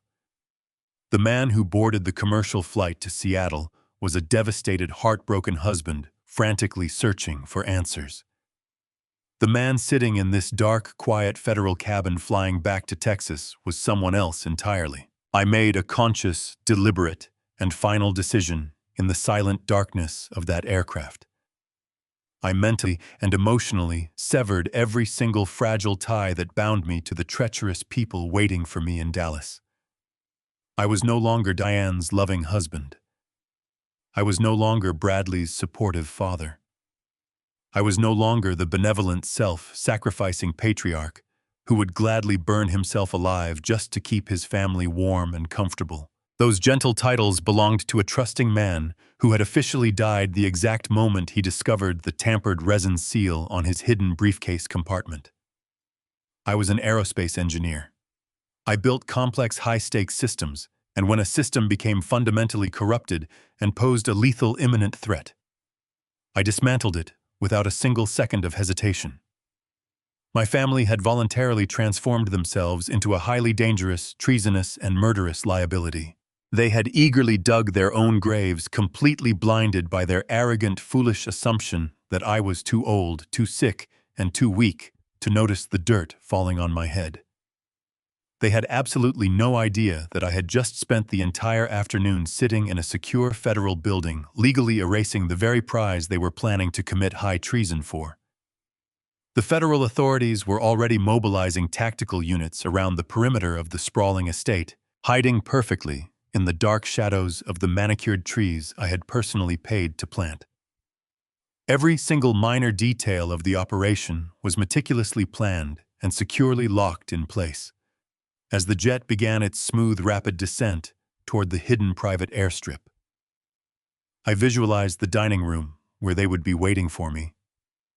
I pictured the corrupt psychiatrist holding his fraudulent medical forms. I imagined the foreign technology executives sitting with their briefcases full of untraceable funds eagerly awaiting my forged signature. I looked out the window as the first faint glow of city lights appeared far below us in the Texas night. The turbulent storm had completely passed, leaving behind a perfectly clear, chillingly calm atmosphere. It was the absolute total calm before the devastating storm I was bringing directly to their doorstep. The complex board was perfectly set. The trap was fully armed. I was no longer a victim. I was the cold, unyielding executioner of their entire empire. The heavy, oppressive humidity of a Texas Friday morning hung in the air as my dark, rented sedan rolled silently down the long, winding driveway of my son's sprawling Dallas estate. The digital dashboard clock glowed faintly in the shadows, reading exactly 8:45. Through the thick tinted windows of the vehicle, I observed the immaculate manicured lawns and the towering stone pillars I had paid for with decades of my own blood and sweat. Inside that massive, ostentatious house, a carefully orchestrated theatrical performance was currently underway. I knew exactly who was sitting around Bradley's custom-made imported mahogany dining table. Diane would be seated near the head of the table, dressed in her usual elegant, understated designer clothing, perfectly playing the role of the exhausted, deeply concerned matriarch. She was likely sipping a cup of expensive, dark roast coffee, fully believing that the toxic heavy metals she had fed me for 6 months had successfully turned my brain to mush. Bradley and Greg would be hovering nearby, their greedy eyes darting constantly toward the front door, practically salivating at the thought of the $150 million payday that awaited them.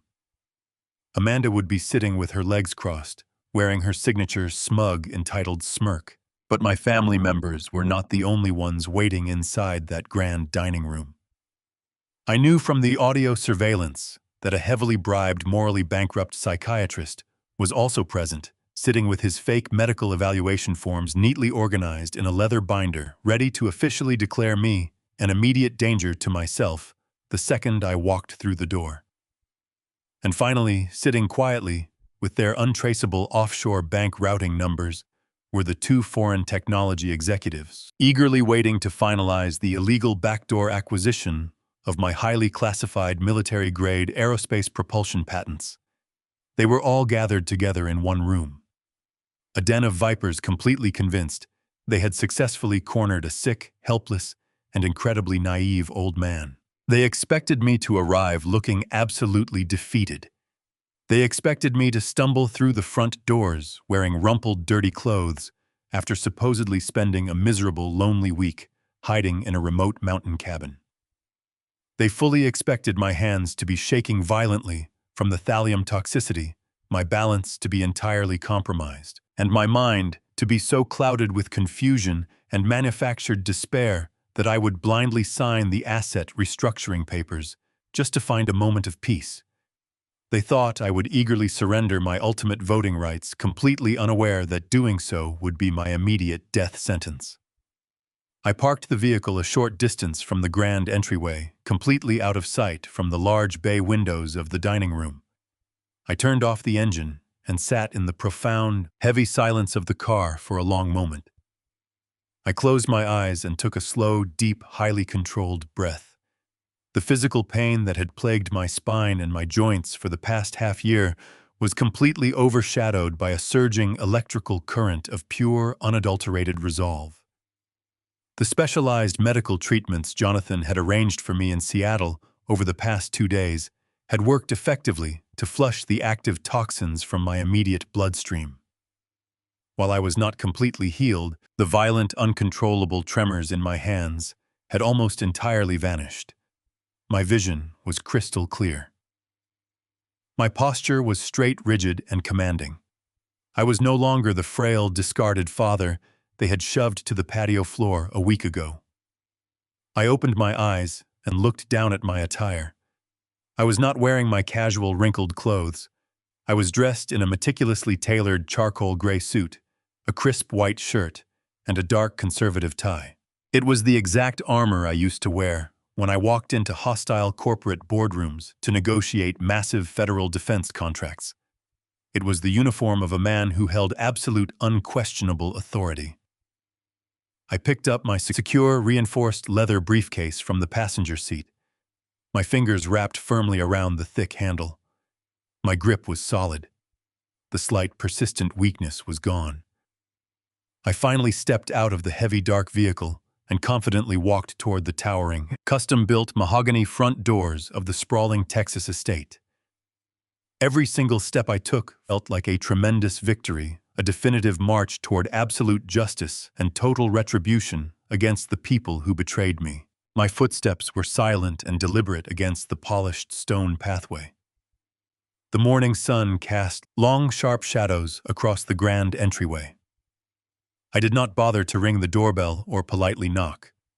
This was the house my money had built, and I still remembered the master access code for the electronic keypad I had personally installed. I punched in the 5-digit sequence with fluid rapid precision. The heavy deadbolt disengaged with a sharp, echoing click that resonated through the quiet morning air. I grabbed the ornate metal handles and pushed both of the massive wooden doors wide open.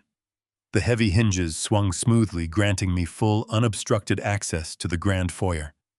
The expansive, open-concept design of the house meant that the formal dining room was perfectly visible directly from the entryway. As I stepped over the threshold and walked into the bright, sunlit space, the low, murmuring hum of confident conversation instantly died. It was as if the air had been violently sucked right out of the room. The transition from relaxed, arrogant anticipation to absolute paralyzing shock was instantaneous. I stood perfectly still at the edge of the dining room, my posture straight, my shoulders squared, and my gaze cold and sweeping. I looked at the cast of characters assembled around the long table. The 2 foreign technology executives sat perfectly frozen, their expensive briefcases resting near their feet. The corrupt psychiatrist blinked rapidly, his hand hovering awkwardly over his stack of fraudulent medical documents. Greg and Bradley were caught mid-sentence, their mouths hanging slightly open in a display of utter, raw disbelief. Amanda dropped the silver spoon she was holding, the sharp clatter ringing out violently against the deafening silence of the room. But my eyes eventually locked entirely onto Diane. My wife was seated at the head of the table, clutching a delicate porcelain coffee cup. The sickeningly sweet, victorious smile she had been wearing just a fraction of a second ago completely melted off her face, replaced by a mask of profound, icy terror. She stared at my steady hands. She stared at my sharp, immaculate suit. She stared into my perfectly clear, lucid, and completely unforgiving eyes. She had poured poison into my cup for 6 months, firmly expecting a broken, dying ghost to slowly walk through those massive wooden doors. Instead, the ruthless executioner of her entire criminal empire had just arrived in absolute silence. They had vastly underestimated my intelligence, and they had catastrophically miscalculated my willingness to completely destroy the people I once loved. Now the heavy consequences of their profound betrayal were standing right inside their own home, and the smug, arrogant smiles on all of their faces completely froze in pure, unadulterated dread. The silence in the grand dining room was absolute and suffocating. For a long, agonizing moment, no one dared to move or speak. The two foreign technology executives exchanged nervous, confused glances, their hands slowly slipping away from their leather briefcases. The corrupt psychiatrist sat perfectly rigid in his expensive leather chair, his fingers frozen over the stack of fraudulent medical documents he had prepared to seal my fate. Greg and Bradley looked as if they had just seen a ghost materialize in the center of the room. They stared at my immaculate charcoal suit, my straight posture, and my perfectly steady hands gripping the handle of my reinforced briefcase. The frail, trembling, disoriented old man they had so eagerly expected to walk through those doors had been completely erased, replaced by the precise, commanding aerospace engineer who had built the very ground beneath their feet. I let the crushing silence stretch out, allowing the profound gravity of their miscalculation to settle deeply into their bones. I wanted them to feel the precise moment the power dynamic shifted entirely in my favor. They had cornered the wrong man. It was Diane who finally broke the unbearable tension. 50 years of practicing social deception had trained her to adapt quickly to unexpected variables. She forced her facial muscles to relax rapidly, replacing the mask of icy terror with one of overwhelming, sickly sweet, maternal relief. She pushed her chair back, the wooden legs scraping loudly against the polished hardwood floor, and rushed forward with her arms outstretched. "Harold, you are back!" she exclaimed, her voice fluttering with a fabricated, desperate warmth. "We have been so incredibly worried about you, honey. Why did you not call us when you left the mountains?" I did not move a single muscle as she approached. She stopped just a few inches away from me, reaching out to gently touch my arm. "Come sit down, sweetheart," she cooed, gesturing toward a vacant plush chair strategically positioned directly across from the corrupt doctor. "You look absolutely exhausted from your long trip. The doctor is here, and he just wants to ask you a few simple questions to make sure your mind and your body are completely healthy before we review any of the restructuring papers." Her performance was a masterful display of manipulation. She was trying to seamlessly pivot the narrative, attempting to guide me back into the invisible cage she had spent 6 months meticulously building with her own 2 hands. I looked down at her outstretched hands. I vividly remembered how those same delicate hands had carefully measured out lethal microscopic drops of thallium into my coffee mug every single morning. A wave of pure, concentrated disgust washed over me. I did not flinch, and I did not raise my voice. I simply took a deliberate, firm step forward, completely bypassing her outstretched arms and entirely ignoring her theatrical display of affection. I walked past her as if she were nothing more than a piece of discarded furniture. I approached the head of the massive mahogany dining table, placing myself directly in the center of the room. I locked my eyes onto Bradley, who was beginning to sweat profusely under the collar of his expensive dress shirt, and then I shifted my gaze toward the 2 foreign technology executives sitting nervously at the opposite end. "There will be no corporate restructuring today," I stated, my voice echoing off the high ceilings with a calm, freezing, and absolute authority. "There will be no illegal backdoor sale of restricted aerospace propulsion technology to foreign syndicates. And there will absolutely be no fraudulent medical evaluations conducted in my home." I watched their arrogant confidence evaporate into thin air. Greg leaped out of his chair, his face turning a deep, angry shade of crimson. "Now listen here, old man," he started to shout, trying to reclaim the false authority he had wielded on the stone patio a week ago. "You do not understand the intricate financial complications of this audit, and you need to sign those papers right now before you completely ruin everything we have worked for." I did not let him finish his arrogant sentence. I lifted my secure leather briefcase and set it down heavily onto the pristine surface of the dining table. The loud thud silenced Greg instantly. I popped the brass latches open and reached inside. I did not pull out the blind trust ledgers they so desperately coveted. Instead, I pulled out a thick, sealed manila envelope containing the certified medical documents from the private toxicologist in Seattle. I opened the flap and pulled out the crisp official laboratory printouts, I tossed them deliberately across the smooth, polished wood. The pages fanned out perfectly, coming to a rest directly in front of Diane and the corrupt psychiatrist. "These are not financial records," I announced, my voice dropping to a low, lethal register. "This is a certified rapid mass spectrometry blood analysis from an independent, highly secure medical facility. It confirms the undeniable presence of lethal, steadily accumulated doses of thallium toxicity in my central nervous system. I know exactly what you did to me." The heavy words hung in the warm morning air like a deadly chemical vapor. The corrupt psychiatrist instantly recognized the scientific name of the rare heavy metal toxin.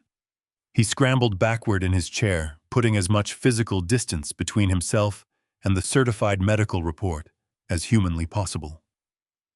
He suddenly realized he had been roped into an active, premeditated homicide investigation rather than a simple, highly paid corporate fraud case. He began frantically gathering his fraudulent psychiatric evaluation forms, his hands shaking in sheer panic as he looked frantically toward the exit. But it was Diane's reaction that truly captured the absolute devastation of the moment. She looked down at the official laboratory results bearing my full name and the highlighted red spikes indicating lethal, deliberate toxicity levels. She physically recoiled from the mahogany table, as if the crisp white papers themselves were engulfed in scorching flames. The fabricated, sickly sweet mask of the loving, deeply concerned wife completely shattered in an instant, melting away to reveal the terrified, cornered criminal hiding underneath. Her face turned ghost white, completely drained of all color, warmth, and arrogant confidence. Her perfectly manicured hands began to tremble violently by her sides, ironically mimicking the exact devastating neurological symptoms she had ruthlessly tried to force upon my aging body for the last 6 months. She desperately opened her mouth to speak, to deny the overwhelming scientific evidence staring her in the face, to somehow spin another elaborate web of deceptive lies, but her vocal cords completely failed her. No sound came out. She simply stared at me, her eyes exceptionally wide with a profound, suffocating panic, completely paralyzed by the horrifying realization that her murderous secret was entirely exposed to the world. The inescapable trap she meticulously built for me had just violently snapped shut around her own neck. I stood perfectly still, watching the color drain from her face, feeling absolutely no pity. I would watch her entire empire burn completely to the ground right before my very own 2 eyes. I reached into the pocket of my tailored suit jacket. The silence in the dining room was so profound that the soft rustle of the high-quality fabric sounded deafeningly loud. Every single pair of eyes tracked my slow movement wide with terrified anticipation. They likely assumed I was pulling out a weapon or another devastating medical document to seal their fate. Instead, I calmly withdrew a small remote control. I had specifically paired this device with the estate's centralized audio-visual system long before I ever walked through the front doors. I held the remote up high for all of them to see clearly in the light. I pressed a single button. Instantly, the massive 80-inch smart television mounted on the far wall of the adjacent living room flared to brilliant life. The high-fidelity surround sound speakers, the very same premium speakers I had lovingly installed in the ceiling 5 years ago as a housewarming gift, emitted a sharp digital connection chime.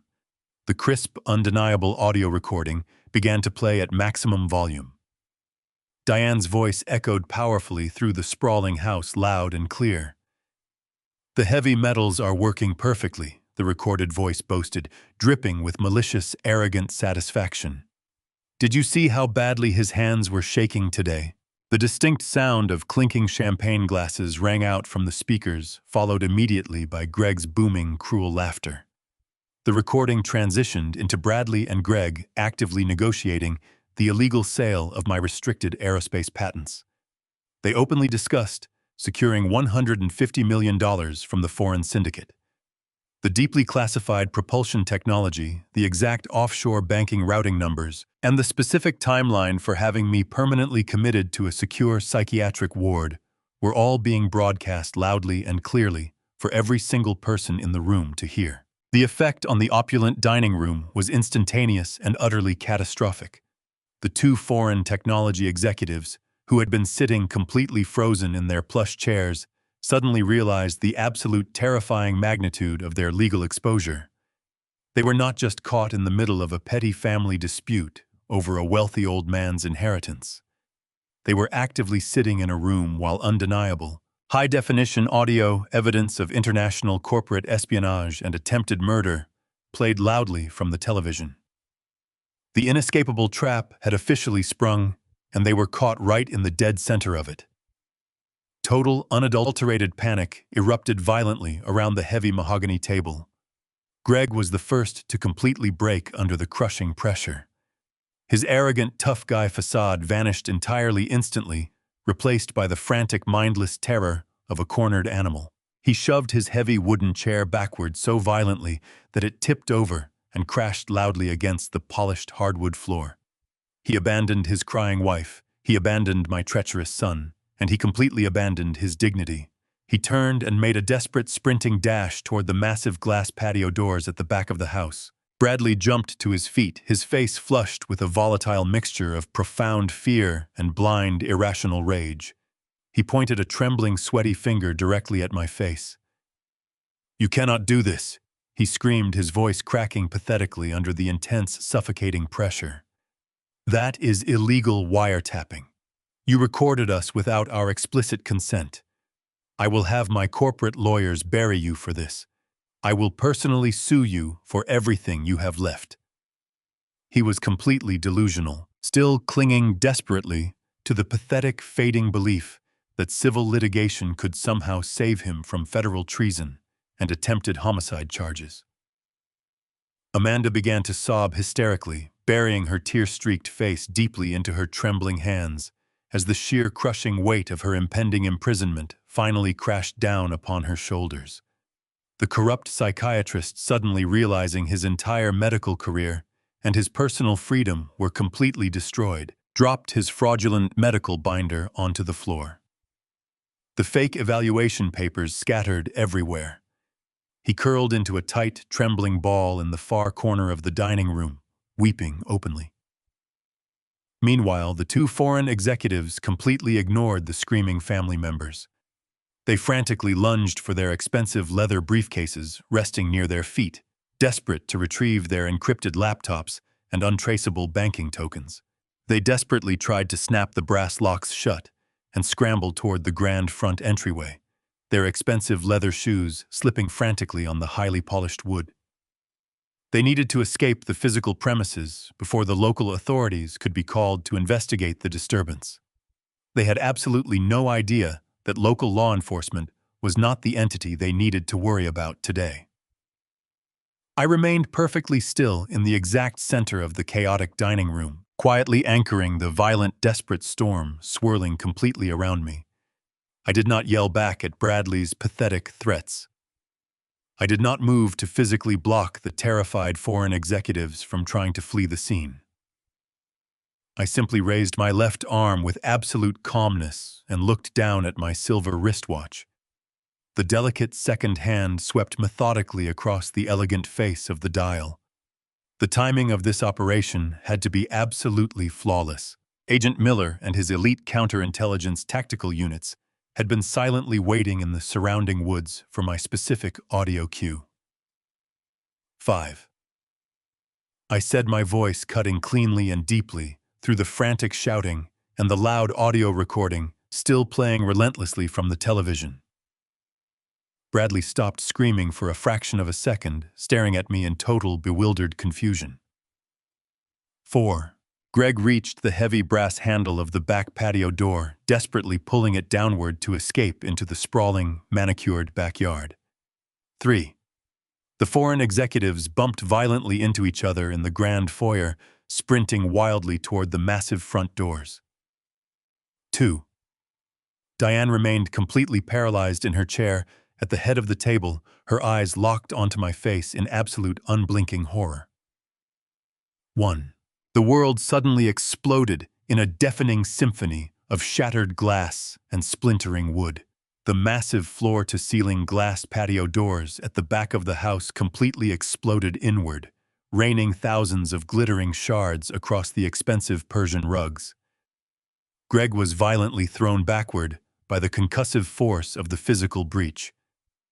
Simultaneously, the towering custom-built mahogany front doors were violently kicked open with the devastating force of a heavy battering ram. The solid wood splintered loudly as heavily armed tactical units poured into the grand foyer. Dozens of federal marshals and elite agents from the Federal Bureau of Investigation swarmed into the house from every possible entrance. They were dressed in full dark tactical gear, their weapons drawn and leveled directly at the terrified occupants of the room. A booming voice echoed through a heavy megaphone commanding absolutely everyone to drop to the floor immediately. The sheer, physical dominance of the coordinated federal raid instantly extinguished any remaining thoughts of escape or resistance. The intricate treasonous empire they had spent months meticulously building was completely annihilated in a matter of seconds. I stood calmly amidst the beautiful absolute destruction, watching the heavy hand of ultimate justice finally fall upon the people who had tried to bury me. The sheer kinetic force of the federal raid transformed the opulent dining room into a zone of absolute chaos. The two foreign technology executives attempted a final desperate act of defiance. One lunged toward his expensive leather briefcase, his hands clawing wildly for the encrypted laptop inside. He did not even manage to graze the brass lock before two heavily armored agents tackled him violently to the polished hardwood floor. The heavy impact knocked the breath completely out of his lungs. The second executive raised his hands, screaming frantically about diplomatic immunity. His protests were entirely ignored. A federal marshal grabbed him by the shoulder, forced him against the ruined mahogany table, and secured his wrists with thick steel handcuffs. Greg, my arrogant son-in-law, was faring much worse. The concussive blast from the shattered patio doors had thrown him backward, and he was frantically trying to crawl away over the glittering shards of broken glass. His expensive designer suit was torn and covered in debris. He looked nothing like the wealthy, confident financial advisor who had shoved me to the ground a week ago.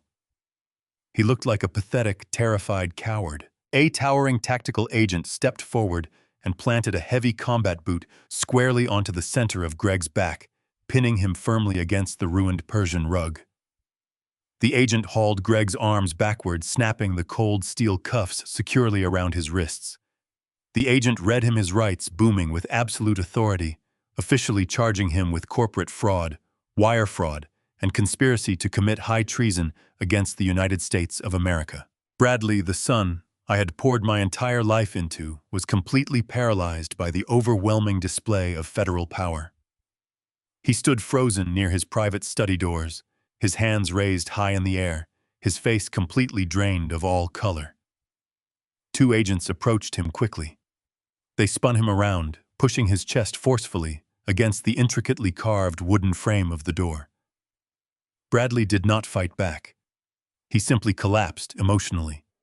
He began weeping uncontrollably, thick tears streaming down his face as the heavy handcuffs locked his wrists together.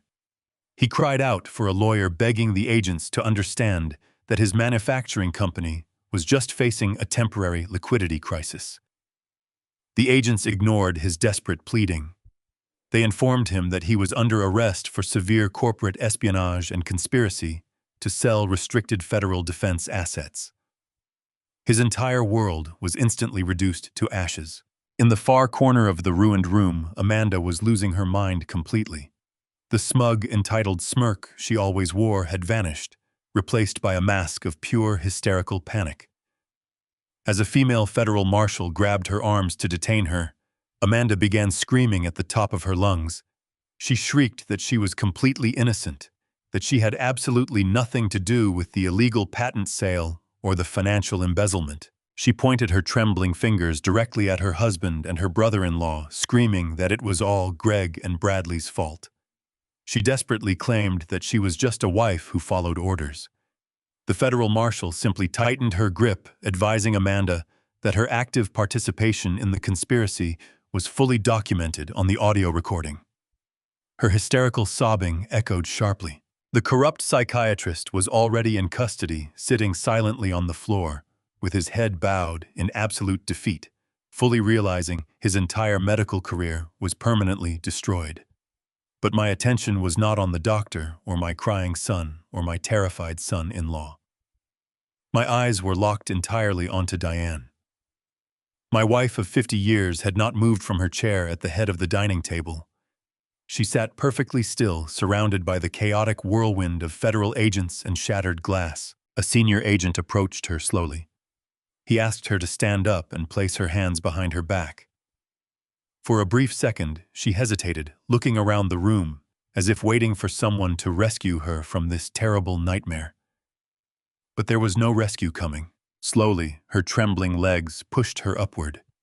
She turned around, offering her wrists to the federal agent. The sharp metallic click of the handcuffs closing around her delicate wrists seemed to break the invisible spell that had kept her paralyzed.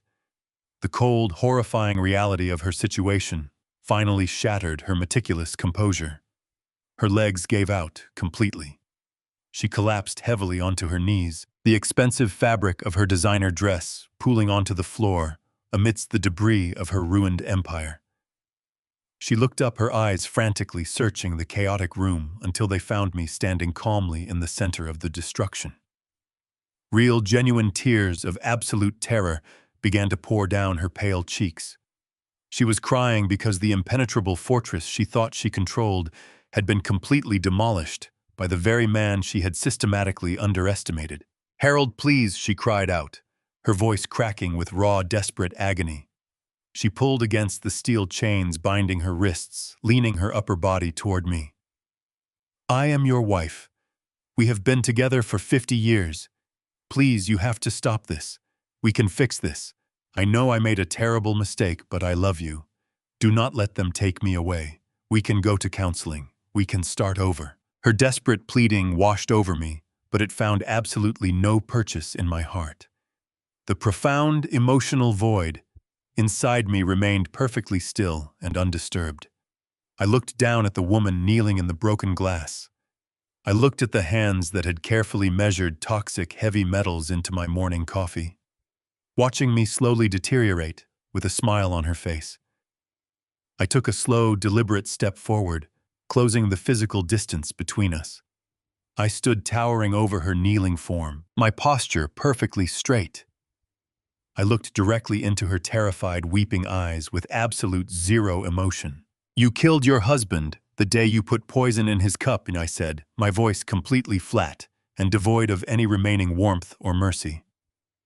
"I am just the ghost who came back to finalize the paperwork." Diane gasped loudly, her eyes widening in pure horror as the sheer finality of my words struck her like a physical blow. She realized there was no forgiveness left in my soul, no lingering affection she could manipulate, and no escape from the devastating consequences of her murderous greed. She lowered her head and began to sob uncontrollably. I turned my back on her without a single ounce of hesitation. I watched calmly as the federal agents hauled my treacherous wife, my traitorous son, my arrogant son-in-law, and my greedy daughter-in-law up from the floor. They were marched out of the grand front doors in a single-file line, completely stripped of their wealth, their power, and their freedom.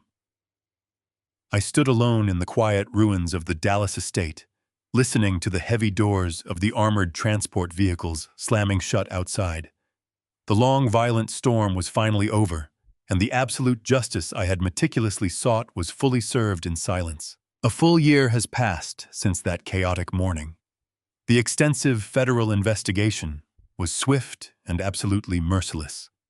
The mountain of digital evidence Jonathan and I provided, combined with the undeniable financial paper trail, left my former family with absolutely no room to negotiate. Bradley and Greg were convicted of severe corporate espionage, wire fraud, and conspiracy to commit treason.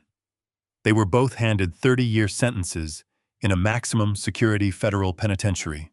Amanda, despite her frantic tears and desperate attempts to secure a plea deal by turning against her husband, was sentenced to 15 years for her active complicity and financial embezzlement. The corrupt psychiatrist lost his medical license permanently and joined them behind bars, but it was Diane's sentencing that brought the final necessary closure to my heart. The certified toxicology report, coupled with the audio recording of her boasting about the heavy metals in my coffee, resulted in a conviction for attempted murder. She was sentenced to 25 years. She will spend the rest of her natural life locked inside a cold concrete cell, completely stripped of the luxurious lifestyle she tried to kill me to maintain. I did not attend their sentencing hearings. I had already said my final goodbye to them in that ruined dining room. They sent me desperate letters from their prison cells begging for forgiveness and pleading for financial support. I never replied. I simply forwarded their pathetic requests directly to my lawyers to be permanently archived and completely ignored. With the criminal trials concluded, I methodically dismantled the remnants of our past. Because I had successfully transferred the restricted aerospace patents to the Department of Defense, those invaluable assets remained entirely secure and heavily guarded by the federal government. I legally dissolved the operational side of my manufacturing company, liquidating all the remaining clean assets and absorbing the immense financial return directly into my personal, heavily fortified accounts. I sold the sprawling Dallas estate out from under them, and I put our shared home in Austin on the market. I packed up my personal belongings and completely erased my footprint from the state of Texas. I cut off every single social contact associated with my former life. I changed my phone numbers, secured my digital presence, and made absolutely sure that no one from my past could ever track my new location. I moved far north, purchasing a beautiful, expansive ranch nestled deep within the quiet, breathtaking landscape of Wyoming. The air here is crisp, clean, and completely silent. With the vast wealth I safely retained, I refused to simply sit back and let the money stagnate. I bought a small local airfield and established a specialized aviation and engineering academy entirely dedicated to underprivileged orphans. I now spend my days teaching bright, eager young minds how to build, how to fly, and how to respect the intricate mechanics of the aerospace craft. Watching these children discover their own immense potential brings me a profound sense of joy that I never truly felt in the high-stakes corporate world. I provide them with full scholarships, ensuring they have the very best tools, textbooks, and flight simulators available. In return, they fill my quiet ranch with bright laughter and an honest, pure energy that completely washes away the dark stains of my past. They look at me with genuine respect and pure, uncalculated gratitude. I am 79 years old now. The toxic heavy metals have been completely flushed from my bloodstream. My vision is perfectly sharp, and my hands are entirely steady once again. I lost my biological family to the darkest depths of human greed, but I successfully reclaimed my life, my health, and my absolute dignity.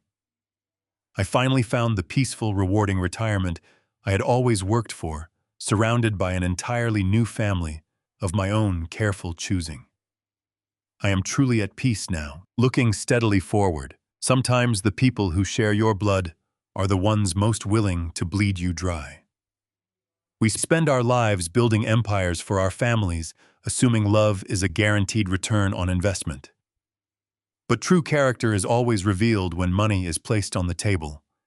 Never ignore your gut feeling just to keep a false peace. Respect yourself enough to walk away from toxicity, even if it wears the face of your spouse or child.